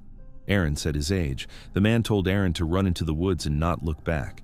He said, "If you look back, I'll shoot you." Aaron got up and ran into the dark trees. Then the man asked Trevor, Jacob's little brother, 10 years old, lying face down in the freezing dirt, how old he was. Trevor told him. The man told Trevor to run into the woods. "Don't look back, or I'll shoot you." Trevor got up and ran. That left Jacob, alone, on the ground. When Trevor and Aaron, deep in the woods, finally found the courage to turn around, there was nothing there. No man, no Jacob, no bikes, no gunshot, no engine sound, no footsteps. Just the dark. And a silence so complete that for the rest of their lives, both boys would describe it the same way, as if Jacob had been erased. Now, hold on a second. Let's stop and look at what just happened. Because if you've watched 100 true crime documentaries, this scene should be making the hair on your arms stand up. And not for the obvious reason. Most predators, and I hate that we've all watched enough of this stuff to know this, most predators are opportunistic cowards. They lurk. They look for a child alone. A kid walking home from the bus stop by themselves. A kid wandering off in a parking lot. They want a target with no witnesses, no resistance, no risk. This guy stepped out in front of 3 kids. 3. He had a single revolver, he had no accomplice, he had no vehicle visible, and he calmly, methodically controlled 3 children at once. He made them dismount, he made them lie down. He interviewed them. He selected 1, and he sent the other 2 running into the woods as witnesses, knowing full well that within minutes those kids would be sprinting to the nearest house, screaming that their friend had been taken. Why would you do that? Why would you give yourself a clock? Why would you create 2 living witnesses who can describe everything they just saw? Because he was confident. Because he had a plan. Because he knew exactly where he was, exactly where he was going, and exactly how much time he needed. And the second logic gap is even bigger than the first. Trevor and Aaron made it home in minutes. The Wetterlings called 911 immediately. Police were swarming the area within probably 20 minutes. National Guard troops, search helicopters, K-9 units within 24 hours. So this would become one of the largest manhunts in Minnesota history. But on that initial night, within that critical first hour, police are on that road. Cops are knocking on every door. Cars are being stopped at every intersection, and there is no trace, no tire tracks, no engine noise that the boys remembered hearing, no footprints leading anywhere meaningful, no screams in the dark. The dogs run a short distance and lose the scent. The man with Jacob has just vanished off the face of the earth, in the middle of a rural area with maybe 4 roads in and out. It was as if the ground had opened up and swallowed them. What happened next is hard to overstate. Because Jacob Wetterling didn't just disappear from St. Joseph, he disappeared from every American household at the same time. His mom, Patty, became, you've probably seen her on TV without realizing it, one of the most recognizable advocacy faces in the country. She fought for a federal sex offender registry. In 1994, the Jacob Wetterling Act was signed into law. It was the first national sex offender registration program in U.S. history. Every time you've seen a registered offender map, every time a parent has typed in their zip code to check who lives nearby, every time a school has run a background check, that came from this case. That came from one mom on one farm road in Minnesota refusing to let her son disappear quietly. The investigation, meanwhile, was massive. Over 27 years, the FBI and local police chased over 50,000 tips. They sent investigators to other states. They followed leads to Mexico, to Canada. They looked at hundreds of suspects. And in 2007, a man in Kentucky actually called the family and told them, "I am Jacob." He said he had amnesia. He pointed to a mole on his face that matched a photo of Jacob. The Wetterlings, after 18 years of nothing, allowed themselves to hope. They flew out. They arranged a DNA test. It wasn't him. It was an imposter. some sick person playing games with a grieving family. That kind of thing happened over and over. False confessions, false sightings, fake leads. The case became American folklore. Patty's face was on TV every couple of years. Jacob's school photo, that wide-eyed, hopeful 11-year-old in a striped shirt, became the kind of image you just knew, even if you couldn't remember where from. But the actual Jacob, the actual answer? Nothing. For 27 years. Until 2015. Until the answer turned out to have been sitting. This whole time, just down the road. Investigators had been quietly looking, on and off for decades, at a local man named Danny Heinrich. He'd been a person of interest very early on. There had been a similar attempted abduction of another boy in a nearby town just months before Jacob was taken. The kid had escaped. The description matched. But back in 1989, the forensic technology wasn't there.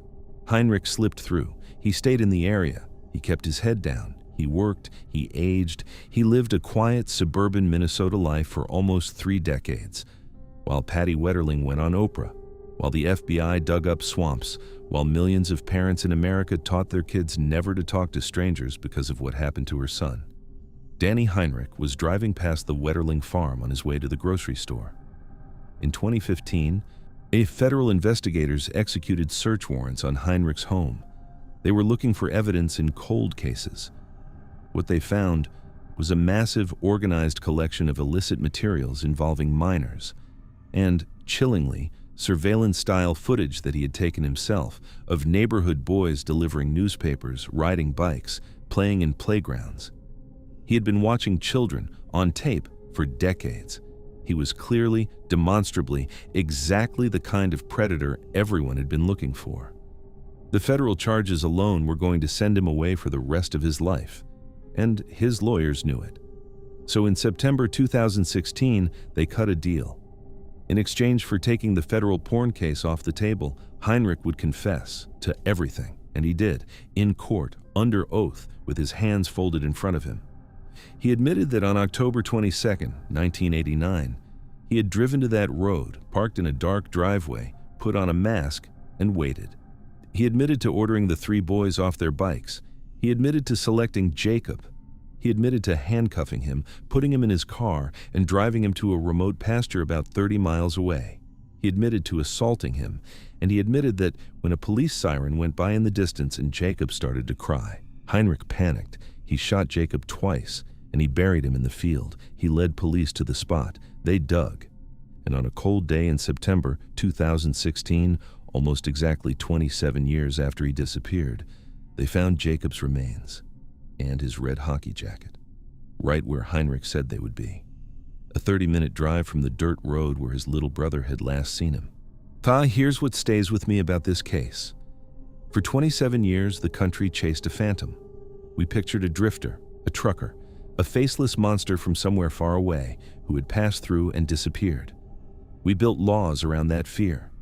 We built a registry around that fear. We rewrote childhood around that fear. But the man who took Jacob Wetterling wasn't from somewhere else. He wasn't passing through. He lived 12 miles down the road. He went to the same gas stations as the Wetterling family. He probably saw Patty's face on TV in his own living room and felt nothing. For nearly 3 decades, while a mother tore herself apart looking for her son, while a brother carried the guilt of being the one who got to run away, Danny Heinrich went grocery shopping. He paid his taxes, he blended in, and Jacob lay in a pasture 30 miles away and under the same Minnesota sky. The thing that scares me about this case isn't the masked man on the road, although that's terrifying enough. The thing that scares me is what came after. The decades of normal life Heinrich got to have while a town searched the wrong woods, while a country watched the wrong horizon. The monster on the rural road wasn't from somewhere else. He was already home.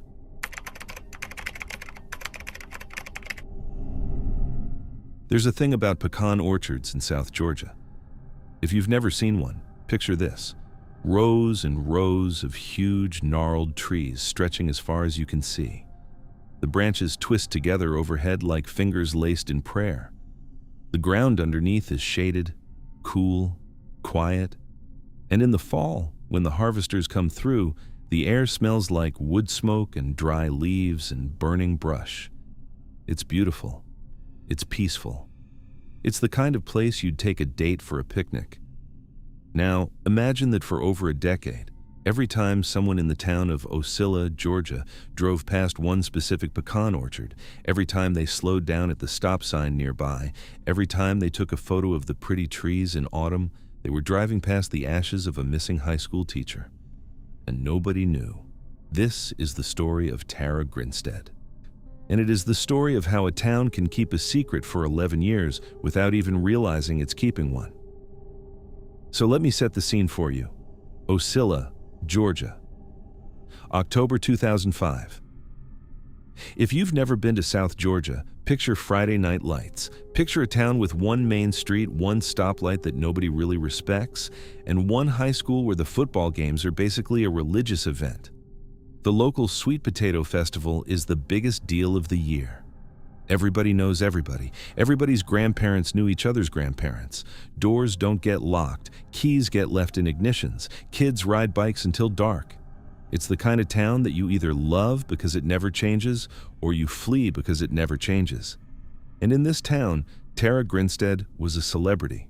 Not in a tabloid way, in a small town way, which is, or in some ways, more intense. Tara was 30 years old. She was a history teacher at Irwin County High School. She was a former beauty queen. Miss Tifton used the pageant scholarship money to pay her way through a master's degree. She was independent, smart, driven. She lived alone in a tidy little ranch house with a dog and a cat she absolutely adored. But the thing about Tara that everybody mentions, everybody, is that she gave herself to those kids. Her students loved her. The pageant girls she coached on the weekends loved her. Other teachers loved her. She had recently come out of a 6-year relationship, and instead of moping, she had thrown herself even harder into mentoring. She was the kind of woman who would stay after school until 7 p.m., helping a kid study for a test. If you'd asked anyone in Ocilla, Georgia, on October 21st, that's 2005, who is the last person you'd ever expect to disappear, Tara Grinstead would have been near the top of the list. And then, she vanished. Here's the timeline. Saturday, October 22nd, 2005. Tara has a busy day. There's a local junior beauty pageant in town, the Miss Sweet Potato pageant, and Tara is volunteering, helping the little girls with their hair, their walks, their poise. People who saw her that afternoon said she was happy, engaged, smiling. After the pageant in the evening, she goes to a neighborhood barbecue. She mingles, she drinks a little. She's wearing slacks and a top, casual. By all accounts, totally normal Tara. Around 11 p.m., she leaves the barbecue. The drive to her house is short, just a few minutes.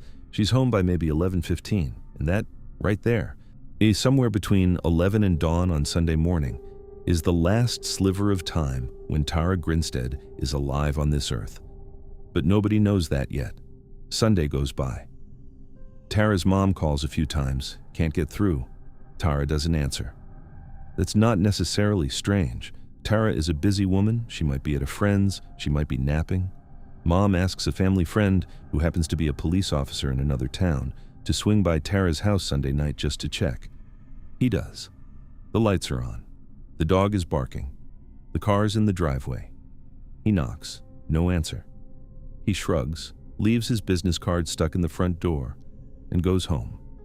Then comes Monday morning, 8 a.m., first period at Irwin County High School.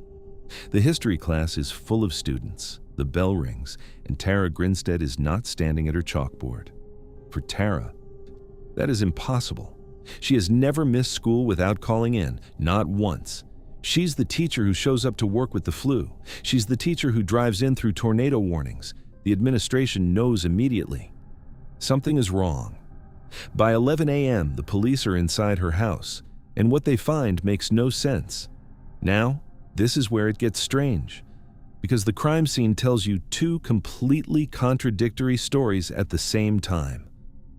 Let's walk through it together.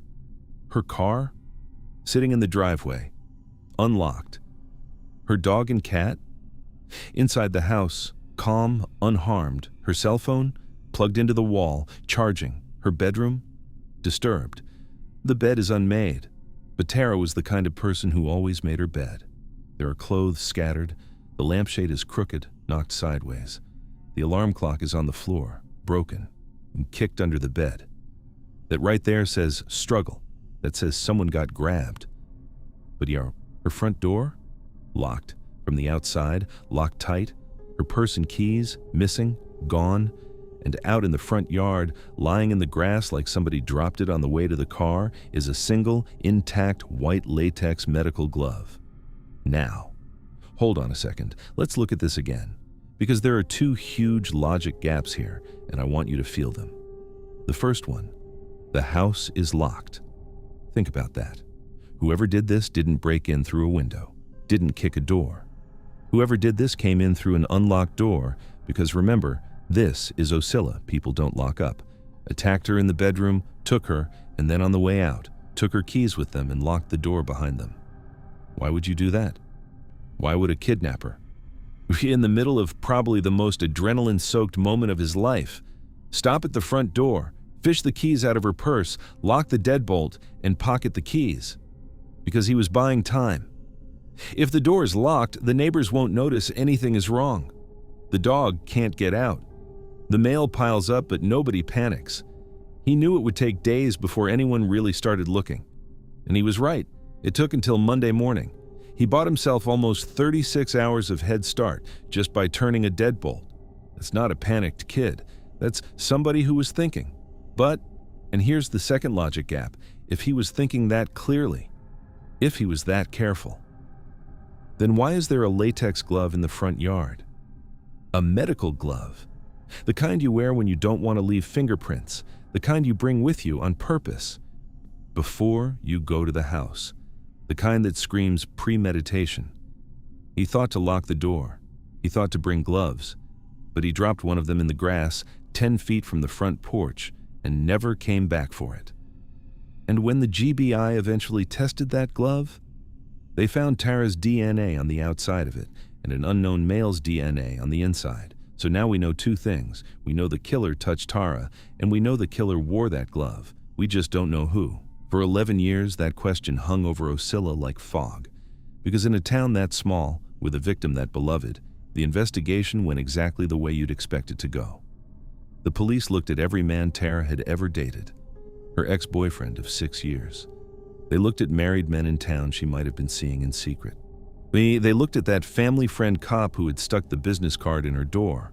For years, that was the dominant rumor in town, that he'd been having an affair with her, that he'd done something. They looked at students who had crushes on her. They looked at a former student who had once been arrested for stalking her. The GBI built the largest case file in their history. Thousands of leads, thousands of dead ends, and nothing fit. No man's DNA matched the glove. No alibi cracked. No murder weapon surfaced. No body. Not 1 inch of Tara Grinstead. So Oscilla did what small southern towns do when there's no answer. It started talking. It started speculating. It started feeding on itself. Theories about secret lives. Theories about jealous wives of cops. Theories about pageant rivals. Theories about Tara having a baby and giving it up for adoption, and the baby's father coming back to silence her. Wild stuff, crazy stuff, none of it true. Year after year, the case got colder. The GBI quietly admitted they were stuck. The students Tara had taught grew up, got married, had their own kids.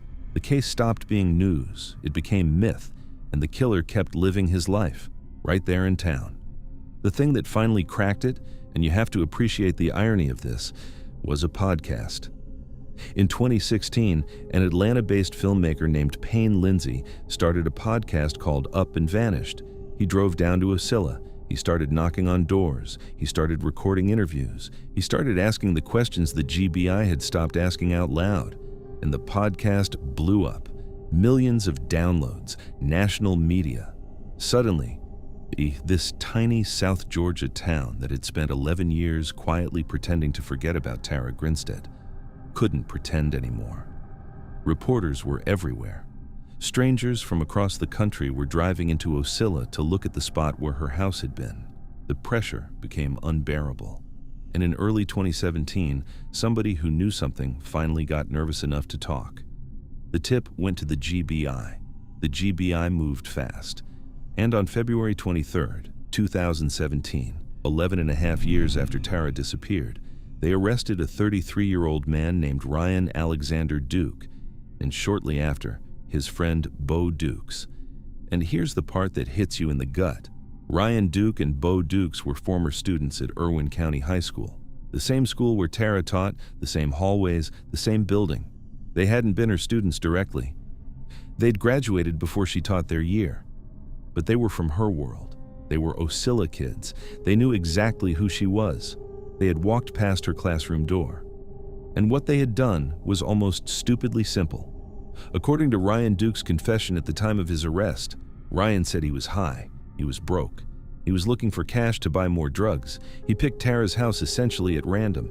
He put on a pair of latex gloves. He walked up the driveway in the middle of the night. He found the front door unlocked. He went in, and Tara woke up. In the dark, in her own bedroom, a 30-year-old woman was confronted by a stranger. There was a struggle. That's the broken alarm clock, the kicked lampshade, the messed up bed. And Ryan, panicking, strangled her. Then he did the cold thing, the patient thing. He locked the door behind him. He took her keys. He called Bo Dukes for help. And Bo Dukes' family owned a pecan orchard. They drove Tara's body out into the orchard in the middle of the night, and they burned her.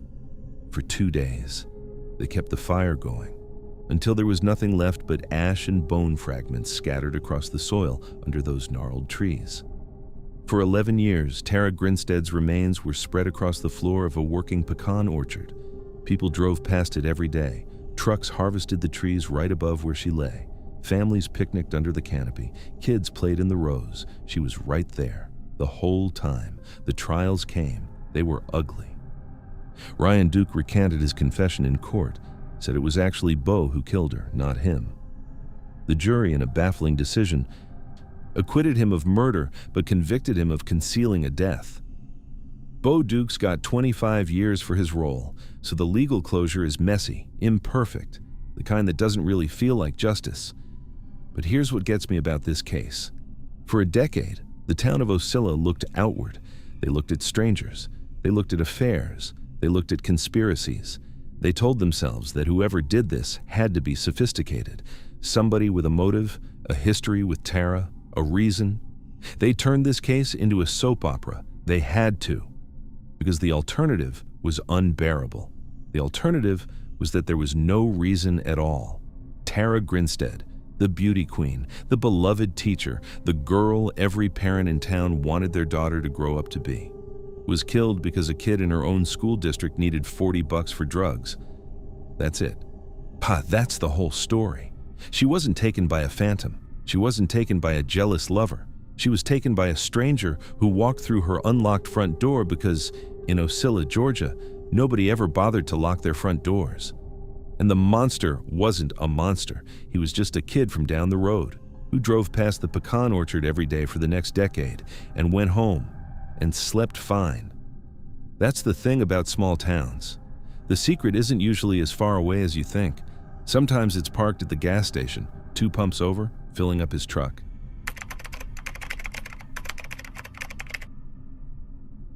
I need to tell you something up front. This one is hard. Most of the cases we cover on this channel are mysteries. There's a question. Where did they go? Who did it? What happened?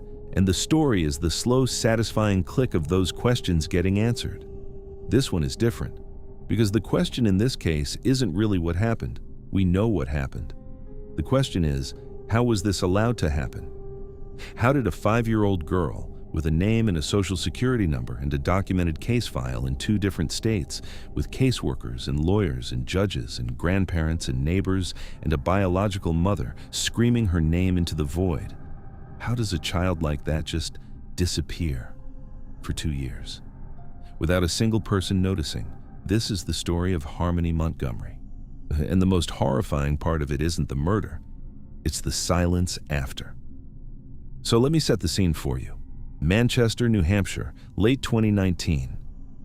If you've never been, Manchester is a working-class New England city.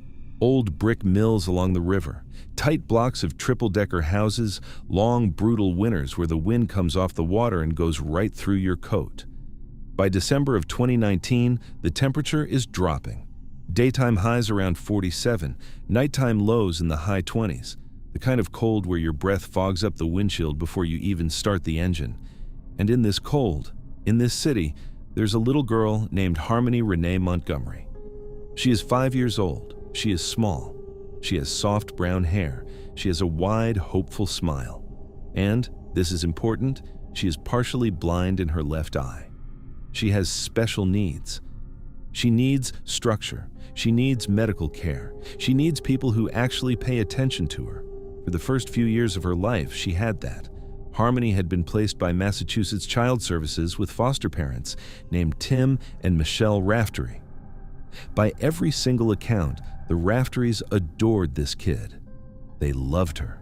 They wanted to adopt her. Harmony was thriving in their home. And then, in 2019, a Massachusetts juvenile court judge made a decision that, in retrospect, may be one of the most catastrophic single rulings any judge has ever made. The judge gave full custody of Harmony to her biological father, a man named Adam Montgomery.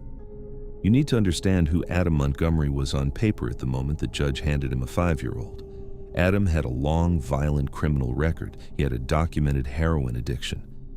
He had a history with firearms. He had, before this hearing, spent a grand total of 20 supervised hours of his entire life in the same room as his daughter. 20 hours. That's less time than I've spent watching one season of a TV show. And on the basis of those 20 hours, a court took a kid out of a stable, loving foster home where she'd been for years and handed her over to him. The Rafterys begged. Harmony's biological mother, Crystal Sorey, who was struggling with her own addiction issues, had her own concerns. None of it mattered. The ruling was made. Adam Montgomery walked out of that Massachusetts courtroom with a 5-year-old little girl, and he drove her up to New Hampshire, to Manchester, to a household with his wife Kayla and a couple of younger kids. And that's when Harmony's life became a nightmare. Our friends and family members later testified to what they saw inside that home. Adam, by every account, did not see Harmony as a daughter. He saw her as a problem, a burden, an annoyance. There's a single piece of evidence that haunts me about this period. A relative testified that Adam openly bragged about giving Harmony a black eye, said he'd been bashing her around, said it casually, like he was talking about getting his oil changed. This is a partially blind 5-year-old, and the man court-ordered to protect her was admitting out loud to people that he was hitting her in the face. By November 2019, the family got formally evicted from their apartment on Guilford Street. They lost the housing, and they did not go to a shelter. They did not call relatives. They moved into their cars. Two beat-up old vehicles, a silver Chrysler Sebring and a dark blue Audi. That's where they lived, with small children, in December, in New Hampshire, in freezing weather. And on December 7th, 2019, Adam Montgomery was driving his family, including 5-year-old Harmony, in the back seat to a methadone clinic. Harmony, terrified, freezing, living in a car, kept having bathroom accidents. And in that car, on that drive, Adam Montgomery turned around and relentlessly abused his 5-year-old daughter.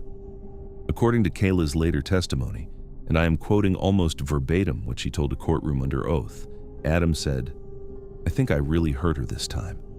I think I did something." For about 5 minutes, Harmony made a low moaning sound from the back seat, and then she went quiet. Neither adult took her to a hospital. Neither adult called 911. They drove. They went about their day.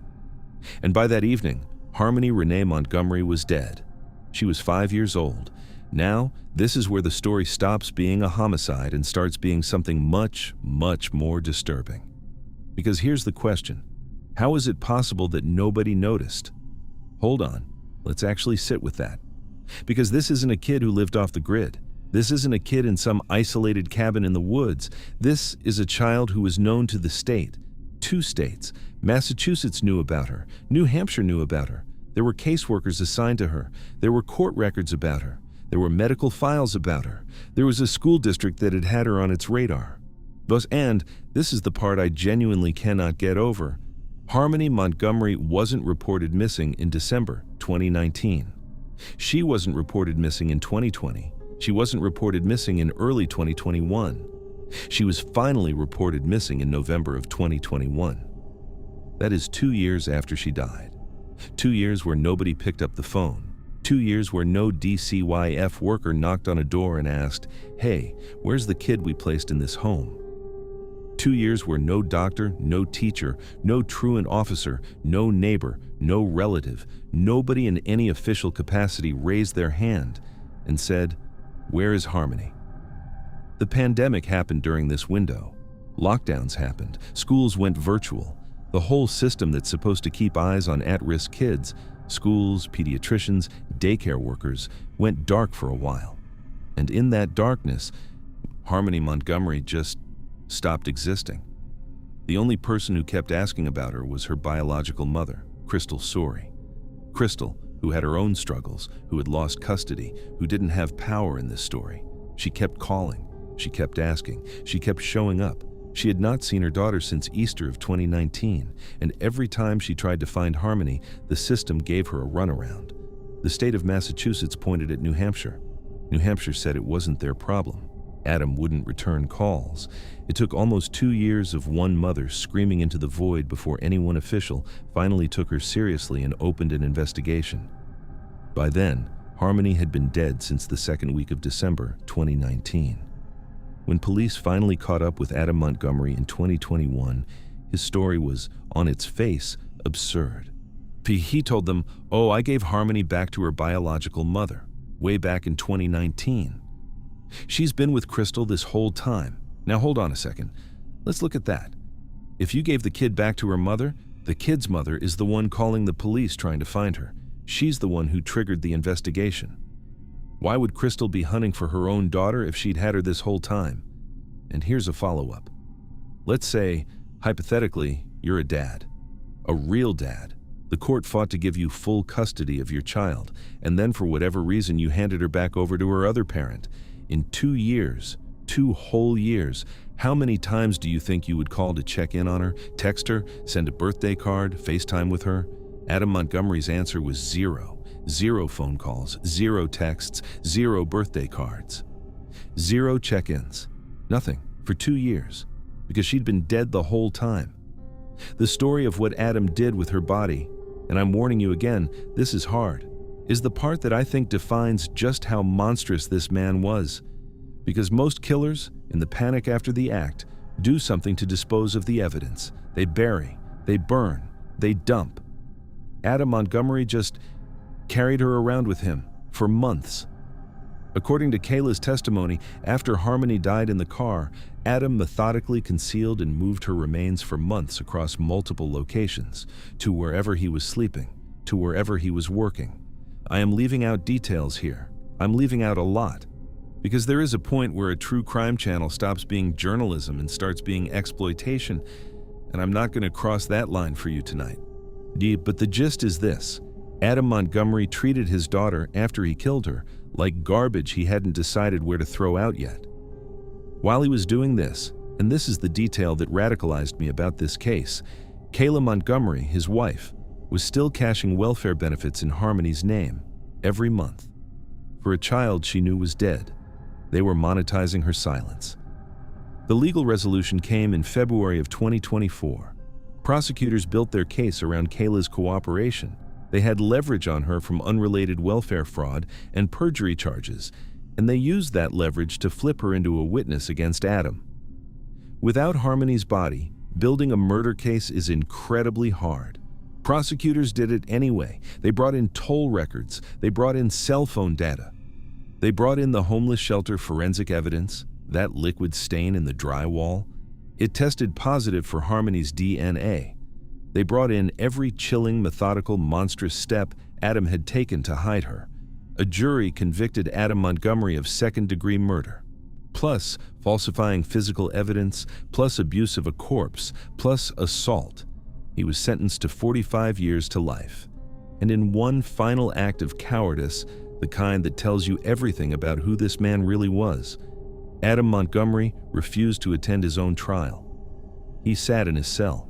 He wouldn't face the jury. He wouldn't face Crystal. He wouldn't face Harmony's foster mother, the woman who had once raised her with actual love. He just hid. Toll data and witness testimony suggest that at some point in early 2020, Adam used a rented U-Haul to drive across the Tobin Bridge into Boston, carrying Harmony's remains for the last time to dispose of them somewhere on the other side. Whether they went into the harbor, whether they ended up in a landfill, whether they were buried in some lot, nobody knows. To this day, Harmony Renee Montgomery's body has never been found. Here's what I keep coming back to. Adam Montgomery is in prison. The man who killed her got, to whatever extent the legal system can deliver this, what he deserved.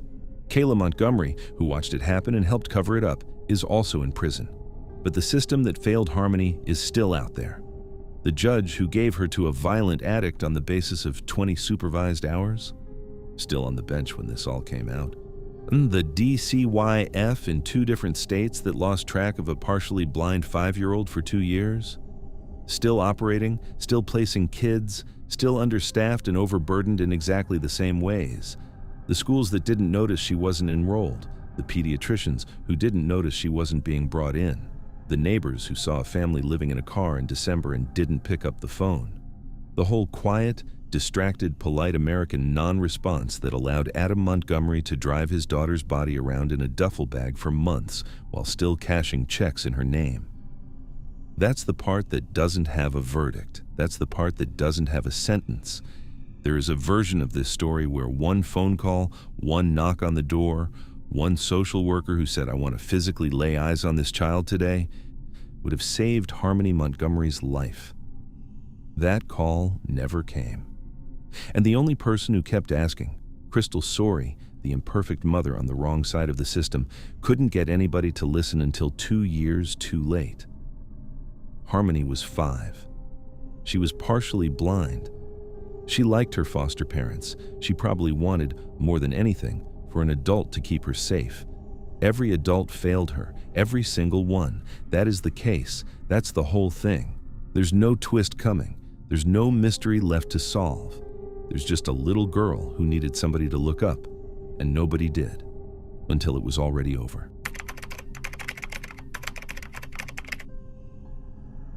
There's a kind of college mystery that goes cold not because it's too clever, but because the people in charge of solving it are too lazy. Kristen Smart's case is the second kind, because the truth about what happened to her wasn't hidden in some impossible cipher. It wasn't buried in a foreign country. It wasn't disguised by a master criminal. The truth was sitting in a dorm room on a college campus the entire time, and the people whose actual job it was to find that truth, they basically gave the killer a 4-day head start, looked the other way, and then spent the next 25 years acting like there was nothing they could have done. Spoiler, there was a lot they could have done. This is the story of a 19-year-old freshman, a fraternity party. In a quarter century of people in uniform doing almost nothing, until a guy with a podcast microphone walked into town and embarrassed them into doing their jobs. This is the disappearance of Kristen Smart. So let me set the scene for you. San Luis Obispo, California. Memorial Day weekend, May 1996. If you've never been to SLO, that's what locals call it, picture this: a sunny Central Coast college town, Pacific breeze coming off the ocean, rolling green hills, Spanish-style buildings on a beautiful campus. The temperature that weekend was hovering around 71 during the day, dropping to about 51 at night. Light jacket weather, perfect. This is California Polytechnic State University, Cal Poly, a big laid-back state school, bike racks everywhere, students sprawled out on lawns reading textbooks, the kind of place where parents look at the brochure and think, yes, this is where my kid will be safe. It's the end of the school year, finals are coming, the stress is up, and the freshmen, kids who've been away from home maybe 9 months total, are blowing off steam. There are off-campus house parties up and down the hills around campus. And on Friday night, May 24th, 1996, Kristen Smart goes to one of them. Let me tell you about Kristen. Kristen Denise Smart was 19. She was a freshman, and she was tall, 6'1". The kind of height where she stood out in any room. She had a wide, open face and a big laugh. Friends and family describe her as the most trusting person they'd ever met, almost to a fault. She liked everybody. She gave everybody the benefit of the doubt. She was the kind of girl who'd help a stranger.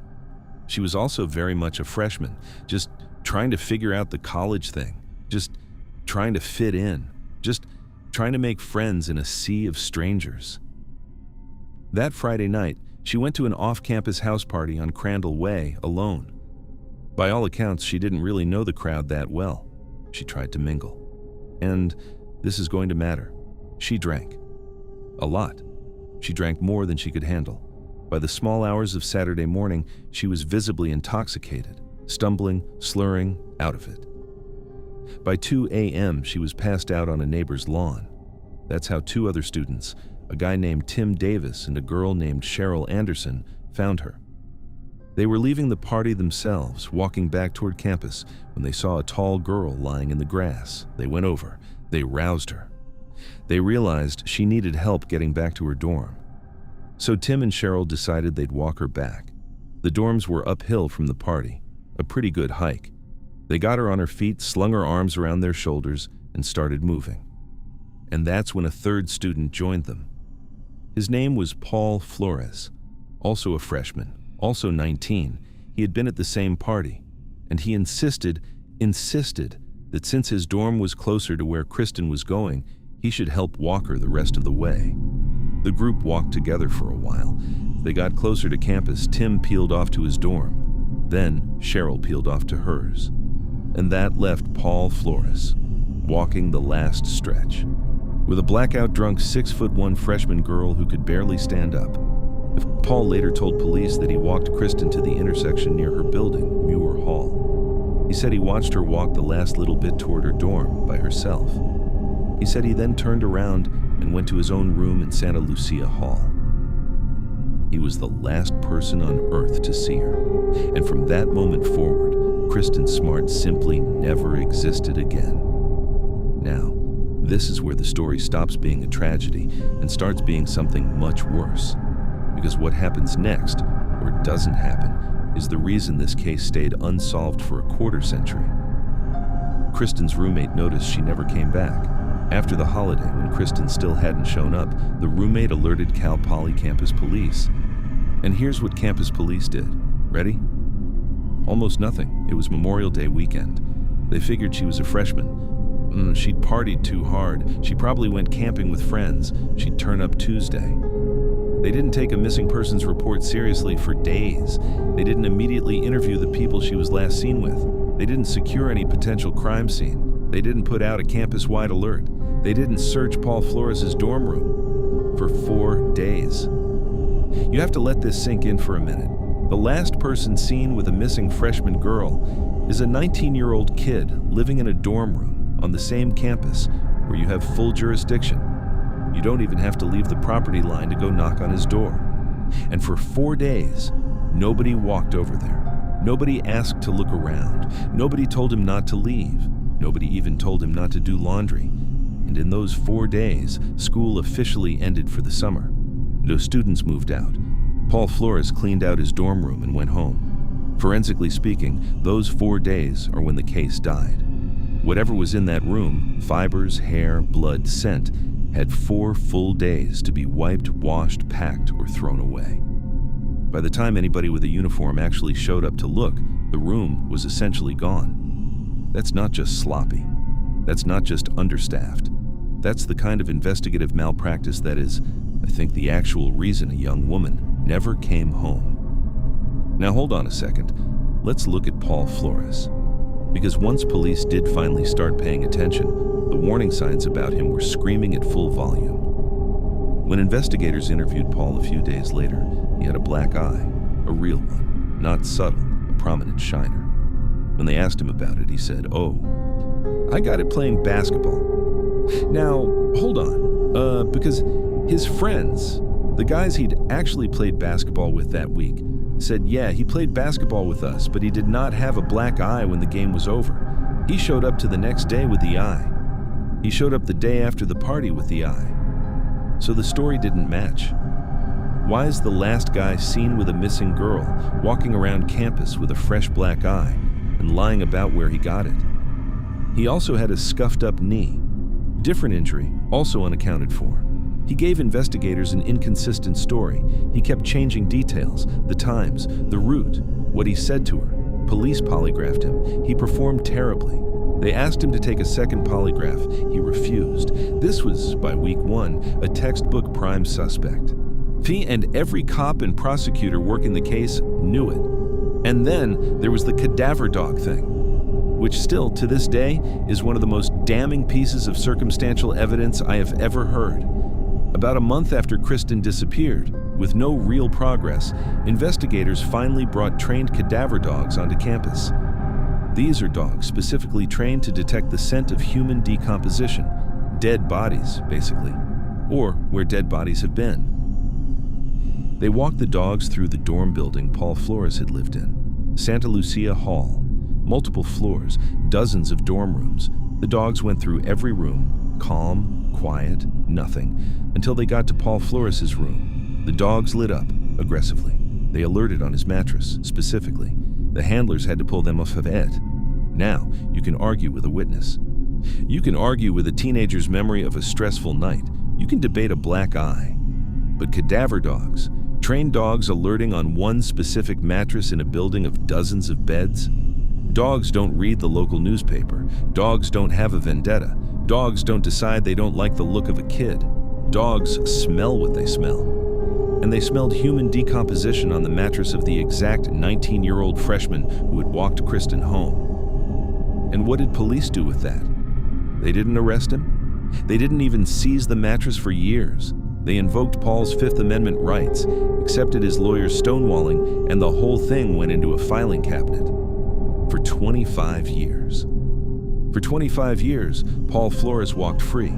He moved to the Los Angeles area. He lived a quiet life. The Smart family, Kristen's parents, her sister, her brother, they spent every single one of those years grieving a daughter who had no grave. They lobbied for legislation. They begged the sheriff's office to take it seriously. They watched Paul Flores live his life. They aged, they got sick, they got tired. And the case didn't move. Year after year, decade after decade, it just sat there. The most famous unsolved disappearance in California college history. Until 2019. In 2019, a local musician and audio guy named Chris Lambert, who lived in San Luis Obispo, who had grown up around the legend of this case, decided to start a podcast about it. He called it Your Own Backyard. He didn't have a journalism background. He didn't have FBI training. He just had a microphone and a bottomless willingness to do the work. And what Chris Lambert did over the course of his podcast, it was put together, episode by episode, every single thing that the local sheriff's office had failed to do. He tracked down old witnesses. He found people who had never been interviewed. He pulled apart Paul Flores' alibis. He examined the role of Paul's father, Ruben. He looked into a property the Flores family owned in Arroyo Grande, including a story from a former tenant about a strange digital watch alarm that beeped every morning at 4:20 a.m. from a planter box in the backyard. Like someone had buried something with a watch on its wrist. Episode by episode, the podcast built. It got popular. It went national. People all over the country started paying attention to a case the local sheriff's office had basically buried. The pressure became unbearable. And finally, in April 2021, deputies executed search warrants on Ruben Flores' property in Arroyo Grande. Using ground-penetrating radar and modern cadaver dogs, they found a clear soil disturbance under the deck of his house, a grave-shaped void, containing biological evidence, including human blood. A body had been buried there and had recently been moved. Paul Flores was arrested. So was his father, Ruben, for being an accessory after the fact. In October 2022, 26 years after Kristen Smart vanished walking home from a party, a jury convicted Paul Flores of first-degree murder. He was sentenced to 25 years to life. His father, Ruben, was acquitted of the accessory charges in a separate trial. Whoever helped Paul move that body, the legal system has decided, was not Ruben. Here's what I keep coming back to. Paul Flores still has not said one word about where Kristen's body is. He has been convicted. He's in prison. He has nothing left to lose. and he still won't tell that family where their daughter is. The body that was buried under that deck for years, the body that was somehow exhumed and moved before the police finally got around to looking, is still missing. Kristen Smart's parents are still alive. They are still waiting. They might never get her home. So yes, justice happened. Eventually, years too late, through the work of a guy with a podcast microphone, not the law enforcement officials who were paid to do it. But the part that stays with me about this case isn't Paul Flores, it's the 4 days. If campus police, on the morning Kristen's roommate first walked in to make a report, Neat had simply walked across campus to Santa Lucia Hall and knocked on Paul Flores' door, I genuinely believe Kristen would have been found. I think that mattress alone, sitting there, fresh, would have ended the case in the first week. But they didn't knock. They assumed she was camping, and in those 4 days of assuming a freshman girl was being irresponsible, assuming nothing too bad happens at a sunny Central Coast college, assuming this was a holiday weekend and they could deal with it on Tuesday, a killer got everything he needed. He cleaned, he moved, he lawyered up, he went home for the summer. The lesson of Kristen Smart isn't that monsters exist. We already knew that. The lesson is that sometimes the worst thing standing between a missing girl and the truth isn't the killer. It's the people in uniform on the other side of the desk, deciding whether or not it's worth their weekend to look. For Kristen Smart, it took 25 years, and a guy with a microphone, it should have taken 4 days.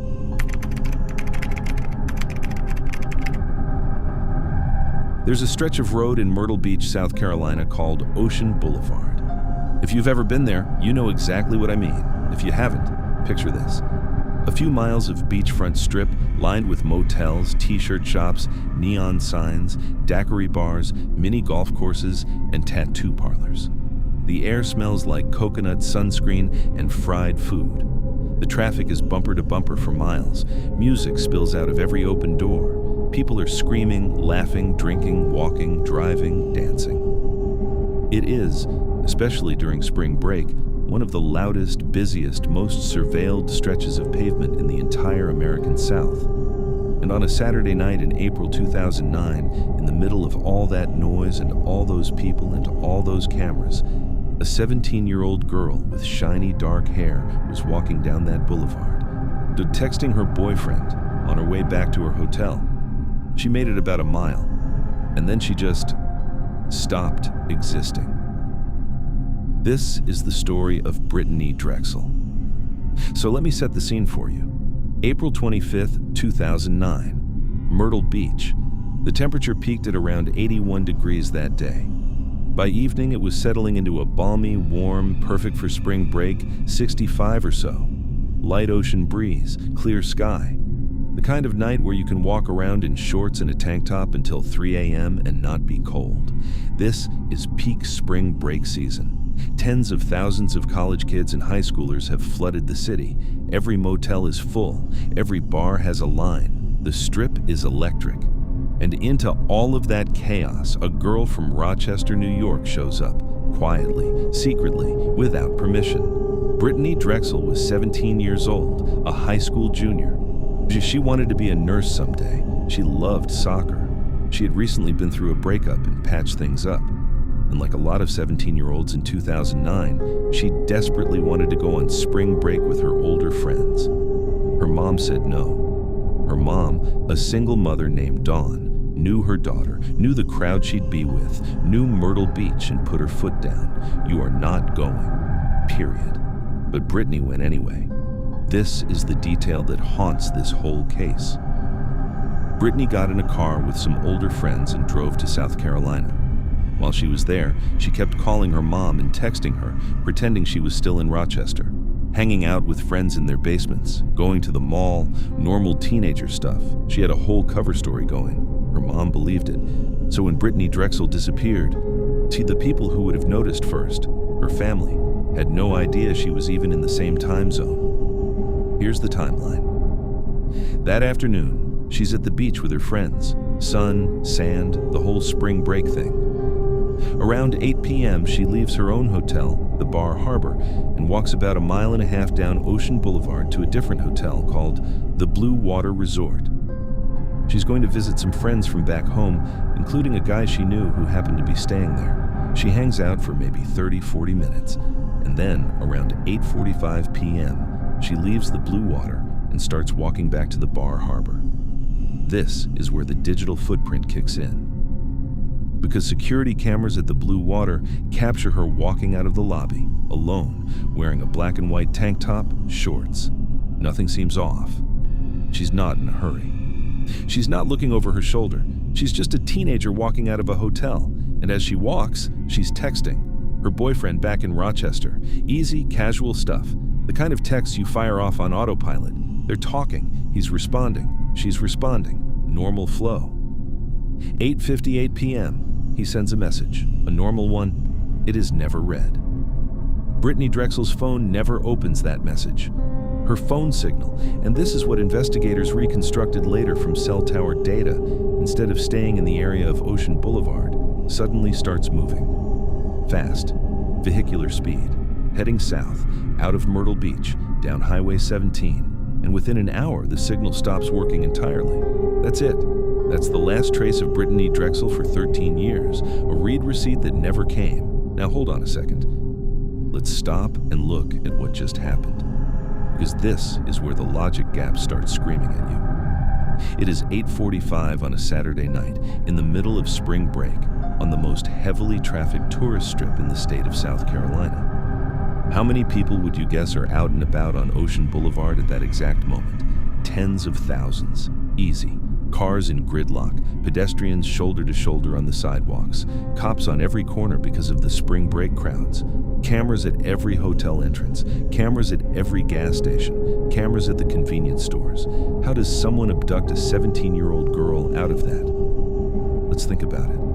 If somebody pulled up next to Brittney Drexel and tried to grab her, drag her into a car against her will, there would be screams, there would be witnesses.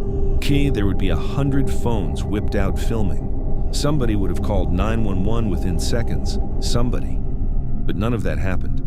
So either the entire kidnapping happened in some strange dead zone, and Ocean Boulevard doesn't have those, or it didn't happen the way you imagine. There was no struggle. There was no scene. Nobody noticed because there was nothing to notice, which leaves only one explanation. She got in the car willingly. Either she knew the person, or, much more likely in retrospect, somebody pulled up next to a tired teenager who'd been walking the strip in flip-flops all day and offered her a ride back to her hotel. Just a mile or so. Hop in, it's on my way. And in the chaos and warmth and casual social trust of spring break, she did. Now let's talk about that cell phone trail. Because it's the second logic gap. Within minutes of getting into that vehicle, Brittney's phone is no longer pinging towers in Myrtle Beach. It's pinging towers heading south, down Highway 17, through Pawleys Island into Georgetown County. Georgetown County, in case you've never been, is a different planet from Myrtle Beach. You leave the neon strip behind, and within 20 minutes, you're in low-country wilderness, salt marsh, pine forest, cypress swamp, two-lane back roads with no streetlights, properties with long gravel driveways disappearing into trees, and yes, alligators, real ones. Why is a 17-year-old girl from Rochester, New York, with no car of her own, traveling 30, 40, 50 miles deep into the rural backwoods of South Carolina at 9 p.m. on a Saturday night? Answer: she wasn't traveling. She was being taken. The phone goes silent somewhere down there. Battery dies. Maybe someone takes it apart. Maybe somebody throws it. Either way, the signal stops and Brittney Drexel ceases to exist on every grid we use to track human beings. She's just gone. Here's what happened next, and this is where the Brittney Drexel case becomes a cautionary tale about how not to investigate a disappearance. Because for the next 13 years, the official narrative got completely, spectacularly hijacked. Jailhouse informants started talking. People in prison, looking for reduced sentences, started telling the FBI elaborate stories. And these stories were gripping.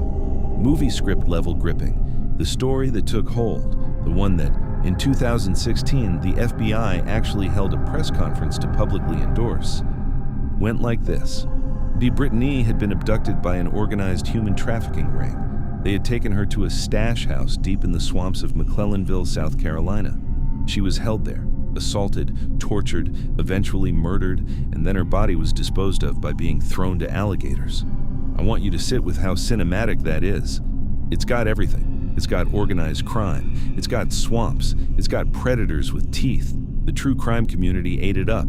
Documentaries got made about it. Reddit lit up. Every podcast covered it, and it derailed the case for over a decade because the FBI threw enormous resources at chasing trafficking rings that, it turns out, did not exist in this case.